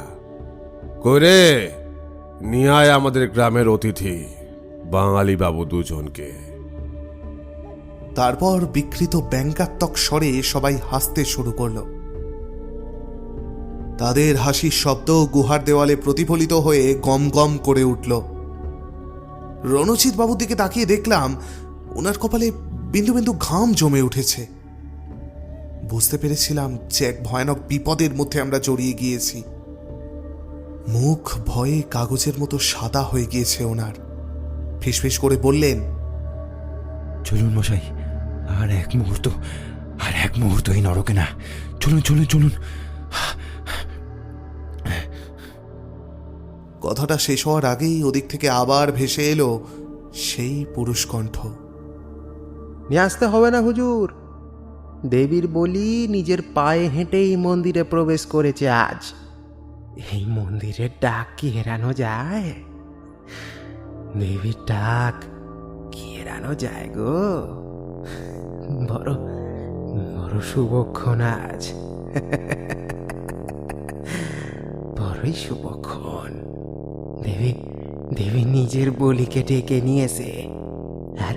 আর ওরা দুজন এই মুহূর্তে ওই পাথরের আড়ালে বসে আমাদের সমস্ত কার্যকলাপ দেখে চলেছে। তার কথা শেষ হওয়ার সাথে সাথেই প্রায় 50 জোড়া চোখের দৃষ্টি সিধা আমাদের পাথরের ফাটলের দিকে ঘুরে গেল। আমাদের অবস্থা তখন কলে পড়া ইঁদুরের মতো। এরা আমাদের উপস্থিতি বুঝে গেছে। হাত পা বরফের মতো জমে গিয়েছে আমার। চিন্তা ভাবনা করার শক্তি যেন হারিয়ে ফেলেছিলাম। সমস্ত জ্ঞান বুদ্ধি আমার তখন লোপ পেতে বসেছে। পালানোর কথাও যেন ভুলে গিয়েছিলাম। হঠাৎ একটা ঘড়ঘড় করে শব্দে সম্বিত ফিরে পেয়ে দেখলাম আমাদের সামনে পাথরের আড়ালটির পাথর দুপাশে আড়াআড়িভাবে সরে গিয়ে একটা ছোট্ট পথ মতো করে দিল। সেই ফাটলের গায়ে বসে থাকার দরুন হুড়মুড়িয়ে গিয়ে পড়লাম গুহার ভিতর। আবারও সেই এক হাসির রোল। চমকে সামনের দিকে তাকাতেই দেখলাম আমার ঠিক মুখের সামনে গোষ্ঠী প্রধানের কুৎসিত মুখখানা। চিবিয়ে চিবিয়ে বলে উঠল, কি বাবু, সব জানতে পেরেছিস তো? কৌতূহল মিটেছে আশা করি। আর কিছু জানার থাকলে বল। শেষ ইচ্ছে তো সবারই পূরণ করতে হয়, তাই নয় কি? বলে আবারও বিশ্রী হলদে দাঁত বার করে হাসতে শুরু করলো সে। উঠে দাঁড়ানোর সময় অব্দি দিল না আমাকে। চুলের মুঠি ধরে ঘষ্টাতে ঘষ্টাতে এনে ফেলল দেবী মূর্তির পাদদেশে। তারপর আমাকে সেখানেই ফেলে রেখে চলে গেল রণজিৎ বাবুর দিকে। চোখ খুলে ধাতস্থ হয়ে উঠে বসতেই দৃষ্টি আটকে গেল দেবী মূর্তির দিকে। দেবী? সত্যি কি এনাকে পৃথিবীর কোনো দেবীর সাথে কল্পনা করা যায়? কালো কোষ্ঠী পাথরের তৈরি প্রায় 10 হাত লম্বা মূর্তিটির 2 চোখের জায়গায় দুটো লাল রঙের পাথর। দৃষ্টিতে অসম্ভব এক ক্রূরতা। চোখ দুটো যেন ছাই চাপা আগুনের মতো ঠিক ঠিক করে জ্বলছে। কোমর সমান লম্বা চুল। না না, চুল তো না, বরং অজস্র অগুন্তি সাপ। ফনা তুলে যেন ছোবল দিতে উদ্যত। আর কোমরের নিচের অংশটুকু মানুষ না, অবিকল সাপের লেজের মতো। দেবী মূর্তির পাদদেশে সেই একই রকম একটি রুবি। রুবিটা দেখে আমার দুই চোখে লোভ যেন ঝিলিক দিয়ে উঠল। বাঁ হাত বাড়িয়ে ওটাকে নিয়ে পকেটে রেখে দিলাম। কথায় আছে না, মানুষের স্বভাব। আমি জানি হয়তো আমি বেঁচে ফিরব না, কিন্তু তারপরেও লোভটাকে দমিয়ে রাখতে পারলাম না। কিরে বাবু, ঘাবড়ে গেলি নাকি রে? সম্বিত পেল গোষ্ঠী প্রধানের আবার সেই গুরুগম্ভীর গলার স্বরে। একটা শক্ত দড়ি দিয়ে তারপর আমাদের আষ্টে পৃষ্ঠে বেঁধে ফেলল সে। প্রতিবাদ করে লাভ ছিল না। বাবা, বলির সব ব্যবস্থা করে ফেলেছি, তাহলে শুভ কাজটা সেরেই ফেলি। ঘাড় ঘুরিয়ে দেখলাম একটা সদ্য যৌবনপ্রাপ্ত যুবক প্রশ্নটা করল। দলের প্রধানের সম্মতিসূচক ইঙ্গিত পেয়ে একজন বেশ পেশিবহুল চেহারার লোক রণজিৎ বাবুকে আর আমাকে চোখের সামনে টেনে হিঁচড়ে নিয়ে গিয়ে যজ্ঞকুণ্ডের সামনে সত্য তৈরি হাড়ি কাঠে গলাটা ঢুকিয়ে দিল। প্রথমে বলি হতভাগ্য রণজিৎ বাবু। অসহায় দৃষ্টিতে তিনি শুধু আমার দিকে তাকিয়ে রইলেন। বুঝতে পারছিলাম ভদ্রলোক কথা বলবার ক্ষমতাটুকুও হারিয়ে ফেলেছেন, কিন্তু না, আমার কিছুই করার ছিল না। আমি যে বড় অসহায়। হাঁটু দিয়ে রক্তের ধারা বইছিল, কিন্তু সেদিকে আমার কোনো ভ্রুক্ষেপ ছিল না। আবার সেই লোকটির কুৎসিত হিংস্র মাজা গলা ভেসে এলো। এই ছেলা, দেবীকে আজ রক্ত স্নান করাবি। রক্ত পেয়ে তৃপ্ত হবে আজ আমার দেবী। আজ সবাই আমরা রক্ত পান করব। হ্যাঁ হ্যাঁ, রক্ত পান। মানুষের রক্তে আমরা হয়ে উঠব আরো শক্তিশালী। আশেপাশের দৃশ্যপট ধীরে ধীরে ঝাপসা হয়ে আসছিল। কানে বাজছিল শুধু সেই কথাগুলো। মানুষ কি এরা আদৌ, নাকি নরকের গর্ভ থেকে উঠে আসা কোনো দুর্গন্ধযুক্ত কীট? এরপর তরবারির খোপ খোলবার শব্দ পেলাম। ক্ষীণ দৃষ্টিতে তাকিয়ে দেখলাম তরবারি হাতে একজন লোক এগিয়ে গেলেন রণজিৎ বাবুর দিকে। চোখ বুজে নিলাম আমি। বড় মুহূর্তেই শুনতে পেলাম তরবারি বাতাস কাটার মতো একটা শব্দ, তারপর ছপ করে একটা আওয়াজ, আর সেই সাথে রণজিৎ বাবুর অন্তিম চিৎকার। বড় মুহূর্তেই আমার পেটের তলার মাটি ভিজে উঠল। চোখ খুলে তাকিয়ে দেখলাম রক্তবন্যা স্রোতে ভেসে গেল গুহার মাটি। আমি জানি এবার আমার পালা। প্রতিবাদ করে কোনো লাভ নেই। মরার মতো নিশ্চল হয়ে পড়ে রইলাম মাটিতে। অনর্গল কানে ভেসে আসছিল নরপিশাচগুলোর সেই নির্মম হাসি। তারপরে হঠাৎ অদ্ভুত এক ব্যাপার হলো। মনে হলো কেউ আমার হাত পায়ের বাঁধন আলগা করে দিয়েছে, আর সেই সঙ্গে একটা মহিলা কণ্ঠের আওয়াজে হুঁশ ফিরে এলো আমার। পালা বাবু পালা, তুই শিগগির পালা এই নরক থেকে, ওরা তোকেও মেরে ফেলবে। দয়া নেই, একটুও দয়া নেই রে ওদের মনে। তাকিয়ে দেখলাম ছিলা। দুই চোখ দিয়ে গড়িয়ে চলেছে অবিরাম জলধারা। এক হাত দিয়ে চেপে রয়েছে কাটা হাতের সেই ক্ষতস্থানটা। আমি সময় নষ্ট না করে উঠে বসলাম। রণজিৎ বাবুর দিকে তাকানোর মতো সাহস আমার নেই। নরপিশাচগুলোকে দেখলাম কিছু একটা পান করছে, সম্ভবত রক্ত। একটু নাড়াচাড়া করতেই বাঁধন সম্পূর্ণরূপে খুলে গেল। দেখবিদিক জ্ঞানশূন্য হয়ে দৌড় লাগালাম বাহির পথের দিকে, কিন্তু না, পাথর দিয়ে সেটি এখন কেউ বন্ধ করে দিয়েছে। উপায়ন্তর না দেখে গুহার অন্য পথের দিকে দৌড়ে গেলাম। হঠাৎ গুহার মধ্যে ভেসে এলো হাড়হীন করা এক নারী কণ্ঠ। সেই কণ্ঠস্বর অনেকটা দৈব বাণীর মতোই প্রতিফলিত হতে লাগলো গুহার দেওয়ালে দেওয়ালে। ওকে আটকা, আটকা ওকে, তোরা যেতে দিস না ওকে। তোদের আমি শেষ করে ফেলবো যদি ও আজ এখান থেকে বেরিয়ে যায়। পিছনে ঘুরে তাকাবার সাহস আমার ছিল না, তবে স্পষ্ট বুঝতে পারছিলাম আমার পিছনে ধাওয়া করে আসছে প্রায় 50 জোড়া পায়ের শব্দ। আবার ভেসে এলো সেই তারস্বরে গর্জন। বিস্ফারিত চোখে তাকিয়ে দেখলাম গুহার দেওয়াল বেয়ে নিচের দিকে নেমে আসছে অজস্র অগুন্তি সাপ। প্রত্যেকের চোখে জলজল করছে লালচে আভা। ক্ষুধার্ত তারা, খুব ক্ষুধার্ত। আমি শরীরের সমস্ত শক্তি একত্র করে ঢুকে পড়লাম সেই গুহার পথের ভিতরে। পেছন থেকে ভেসে এলো চিলার ভয়ের তো কণ্ঠস্বর। আমি ঢোকার ঠিক পর মুহূর্তেই গুহাটা যেন থরথর করে একবার কেঁপে উঠল, যেন ভূমিকম্প শুরু হয়ে গিয়েছে। এ কেমন প্রলয়! মাথা নিচু করে বসে পড়লাম গুহার মেঝেতে। কয়েক সেকেন্ডের মধ্যে যেমন শুরু হয়েছিল তেমনি থেমে গেল ভূমিকম্প। তাকিয়ে দেখলাম আমার এই ছোট্ট গুহার পথটা আর মূল পথের মাঝখানে পাথর পড়ে একটা নিরেট দেওয়ালের মতো তৈরি হয়ে গিয়েছে। একটা মাছিও গলতে পারবে না সেই ফাঁক দিয়ে। কিন্তু গুহার ওপার থেকে ভেসে আসতে লাগলো গোষ্ঠী প্রধানের হাড় হিম করা ক্রোধিত গর্জন। এই ভূমিকম্প কি আমাকে নতুন জীবন দান করলো, নাকি আমার জীবন কেড়ে নিল তা আমি জানি না। এরা পৃথিবীর মানুষ নয়, এরা সব কিছু করতে পারে। একটা দেওয়াল ভাঙা এদের কাছে কোনো ব্যাপারই না।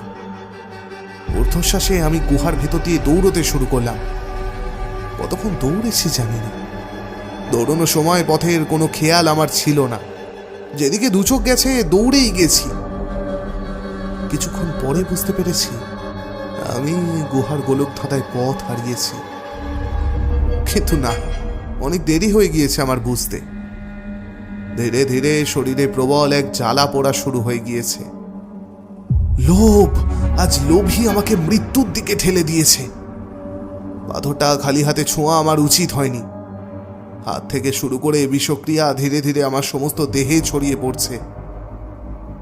শরীরে যদি আর এক ফোঁটা বলে অবশিষ্ট থাকতো তাহলে এই মৃত্যু গুহা থেকে বেরোনোর পথ আমি ঠিকই খুঁজে নিতাম। এতক্ষণ শরীরে জ্বালাপোড়া নিয়ন্ত্রণে থাকলেও এখন আমি যেন সহ্য করতে পারছি না। মনে হচ্ছে শত শত মৌমাছি যেন আমার শরীরে হুল ফুটিয়েছে। না, আর লিখতে পারছি না আমি। মাথার শিরা দপদপ করছে। এরপর আমার কলম ধরার ক্ষমতাটুকুও আর থাকবে না। চোখের দৃষ্টি আস্তে আস্তে ঝাপসা হয়ে যাচ্ছে। আর বেশিক্ষণ হয়তো তাকিয়েও থাকতে পারবো না। উফ, কি তীব্র যন্ত্রণা! মা বাবার মুখ দুটো খুব মনে পড়ছে আজ। সেই মন্দির ডাকছে, আবারও ডাকছে। ওই যে স্পষ্ট শুনতে পাচ্ছি, কিন্তু আর তো যেতে পারবো না আমি। সে ডাকছে। ব্যাস, লেখা এখানেই শেষ স্যার। শেষের দিকের হাতের লেখা তো প্রায় বোঝাই যায় না। বলতে গেলে মনে হচ্ছে যা হোক করেই যেন উনি লিখেছেন। এত কাঁপা কাঁপা লেখা, তবুও যতটা বুঝলাম ততটাই আপনাকে পড়ে শোনালাম স্যার। তুহিন আর ওর উপরিপদস্থ কর্মচারী তন্ময়ের উপর এই ছত্তিশগড় অঞ্চলের জনগণনার ভার পড়েছে। কাজ মূলত প্রান্তীয় গ্রামগুলিতেই।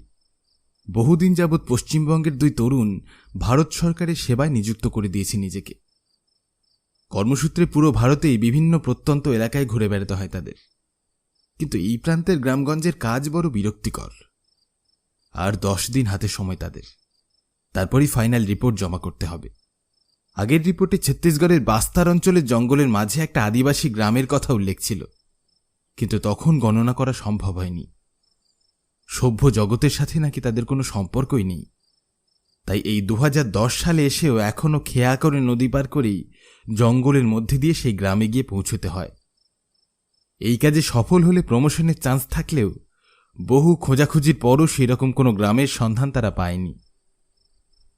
নৌকার মাঝিকেও জিজ্ঞাসা করা হয়েছিল, কিন্তু তিনি ভগবানের নামে দিব্যি কেটে বলেছেন এই জঙ্গলে সেরকম কোনো গ্রামের অস্তিত্বই নাকি নেই।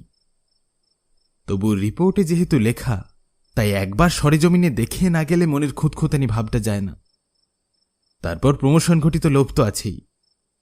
তাই সবার সব বিধিনিষেধ অমান্য করেই তারা প্রবেশ করেছিল জঙ্গলে। বহুক্ষণ ঘোরাঘুরির পর অবশেষে ক্লান্ত হয়ে একটা পাহাড়ি গুহার প্রবেশপথের কাছে এসে পৌঁছায় তারা। সেখানেই বিকালের বিশ্রাম সেরে জলের সন্ধানে তুহিন গুহার একটু ভিতরে প্রবেশ করতেই এক প্রকার চমকে যায়। বিস্ফারিত চোখে সে তাকিয়ে দেখে গুহার এক কোণে পুরাকালের ধুলো মেখে পড়ে রয়েছে একটা নরকঙ্কাল। মাথার খুলিটা পুরোপুরিভাবেই নষ্ট হয়ে গিয়েছে। পাঁজরের হাড় আর পায়ের কিছু হাড়ই যা অবশিষ্ট রয়েছে। আর তার ঠিক পাশেই পুরো মাকড়সার জালের মধ্যে জড়িয়ে পড়ে রয়েছে একটা হলুদ হয়ে যাওয়া চামড়ায় বাঁধানো বিবর্ণ ডায়েরি। আর তার ভিতরে মরচে ধরা বহু পুরনো একটা ফাউন্টেন পেন। দ্রুতপদে স্যারের কাছে পৌঁছে বিস্তারিত জানালে তারা দ্রুত হস্তক্ষেপে ডায়েরি উদ্ধার করে। তন্ময় ঘাড় নেড়ে চিন্তার ভঙ্গিতে বলে, সবই তো বুঝলাম, কিন্তু এইসব যদি সত্যি হয় তাহলে কোথায় সেই গ্রাম? আমরা তো জঙ্গলের কোনো অংশই খুঁজতে ছাড়িনি। বিকেলের তখন শেষ লগ্ন। সূর্যটি ডিমের কুসুমের মতো পশ্চিম দিগন্তে থলথল করছে। নিমেষের মধ্যেই ঝুপ করে সন্ধ্যা নামবে। সঙ্গে যদিও টর্চ আছে, তাই কারোই বিশেষ তাড়া নেই। আমি ভাবছি অন্য কথা, জানেন তো, এইসব কি আদৌ বাস্তবে ঘটা সম্ভব?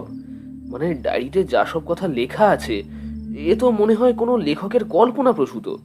যদি এই গুহাটা গোলকধাঁধাই হয়, তাহলে তার মাঝে পথ হারিয়ে ফেললে মানুষের মস্তিষ্কের বিকৃতি ঘটা তো আর মোটেই অস্বাভাবিক কিছু নয়। আর সেই অবস্থায় পথ খোঁজা তো প্রায় অসম্ভবের কাছাকাছি। না হলে একটা আস্ত গ্রাম কি এইভাবে কখনো উধাও হয়ে যেতে পারে নাকি? তন্ময় মাথা নাড়ল। হালকা হালকা আধার নেমেছে ইতিমধ্যে। হাতের টর্চটা জেলে ইতিউতি ফেলতেই এক বিশেষ জায়গায় চোখ আটকে গেল তাদের। উত্তেজিত কণ্ঠে তন্ময় এক প্রকার চেঁচিয়ে উঠল, আরে ওটা কি? কি অদ্ভুতভাবে চকচক করছে, দেখ তো একটু। স্যারের দৃষ্টি অনুসরণ করে তুহিন দেখল কঙ্কালটির পায়ের থেকে একটু দূরে ধুলোর স্তূপের মধ্যে কি যেন একটা পড়ে রয়েছে। টর্চের আলো লেগে সেটা চকচক করে উঠল। তন্ময় এক প্রকার ঝাঁপিয়ে পড়ে সেটাকে তুলে আনল। উত্তেজনার বশে সে হয়তো ভুলে গেল ডায়েরিতে লেখা সাবধান বাণী। হাতের তালুর উপর সেটা রেখে ভালো করে দেখতেই বোঝা গেল সেটা আদতে একটা বড় লাল রঙের পাথর। পুরাকালে ধুলো পড়ে অস্পষ্ট দেখাচ্ছে।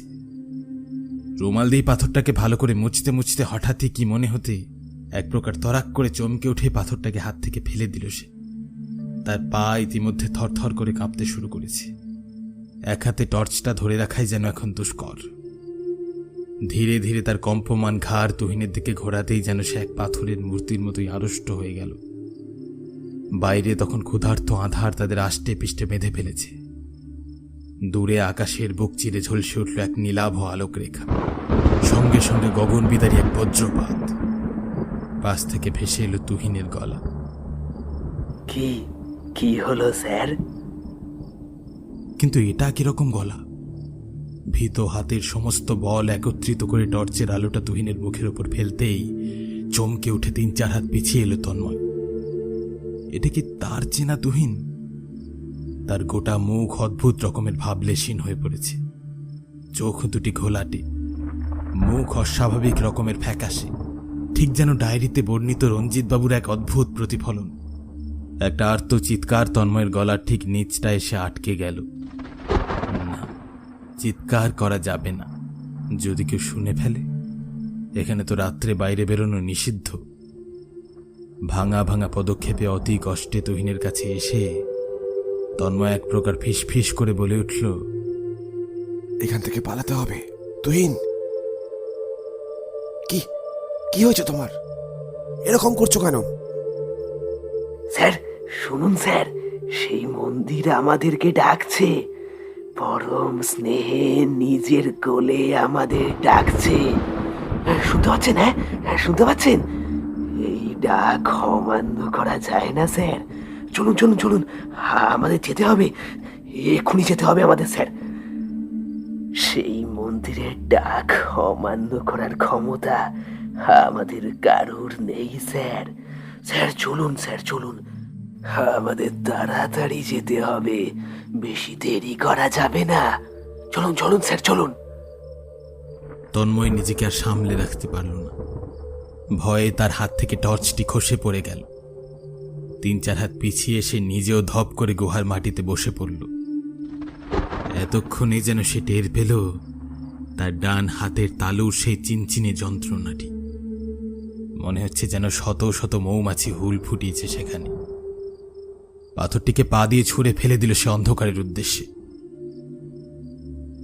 তুহিন ইতিমধ্যে হাঁটা শুরু করেছে গুহার আরো গহীনের দিকে। আর ঠিক তখনই তন্ময়ের কানে ভেসে এলো এক অদ্ভুত সুর, অজস্র ঘণ্টার ধীরে ধীরে বেজে ওঠার সুর, যেন সেগুলি বাতাসের আন্দোলনে মৃদুমন্দভাবে দুলছে সমান তালে। আওয়াজটা একবারের জন্য তীব্র হচ্ছে, তো আবার ঠিক তার পরক্ষণেই ক্ষীণ হয়ে আসছে, কিন্তু মিলিয়ে যাচ্ছে না। সেই সঙ্গে তাল মিলিয়ে চলছে গুরুগম্ভীর গলায় নাম না জানা ভাষায় এক অদ্ভুত মন্ত্রপাঠ। সেই মন্দির ডাকছে, তাকেও যেতে হবে।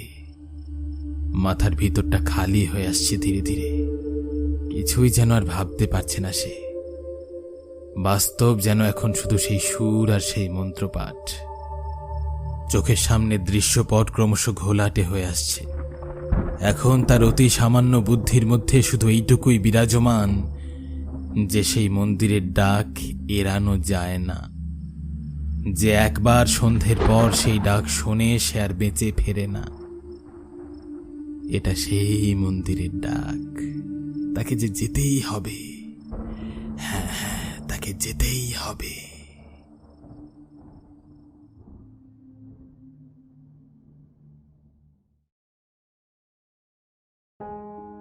শেষ হলো আমাদের আজকের গল্প, অরিজিতা মজুমদারের লেখা সেই মন্দিরের ডাকে।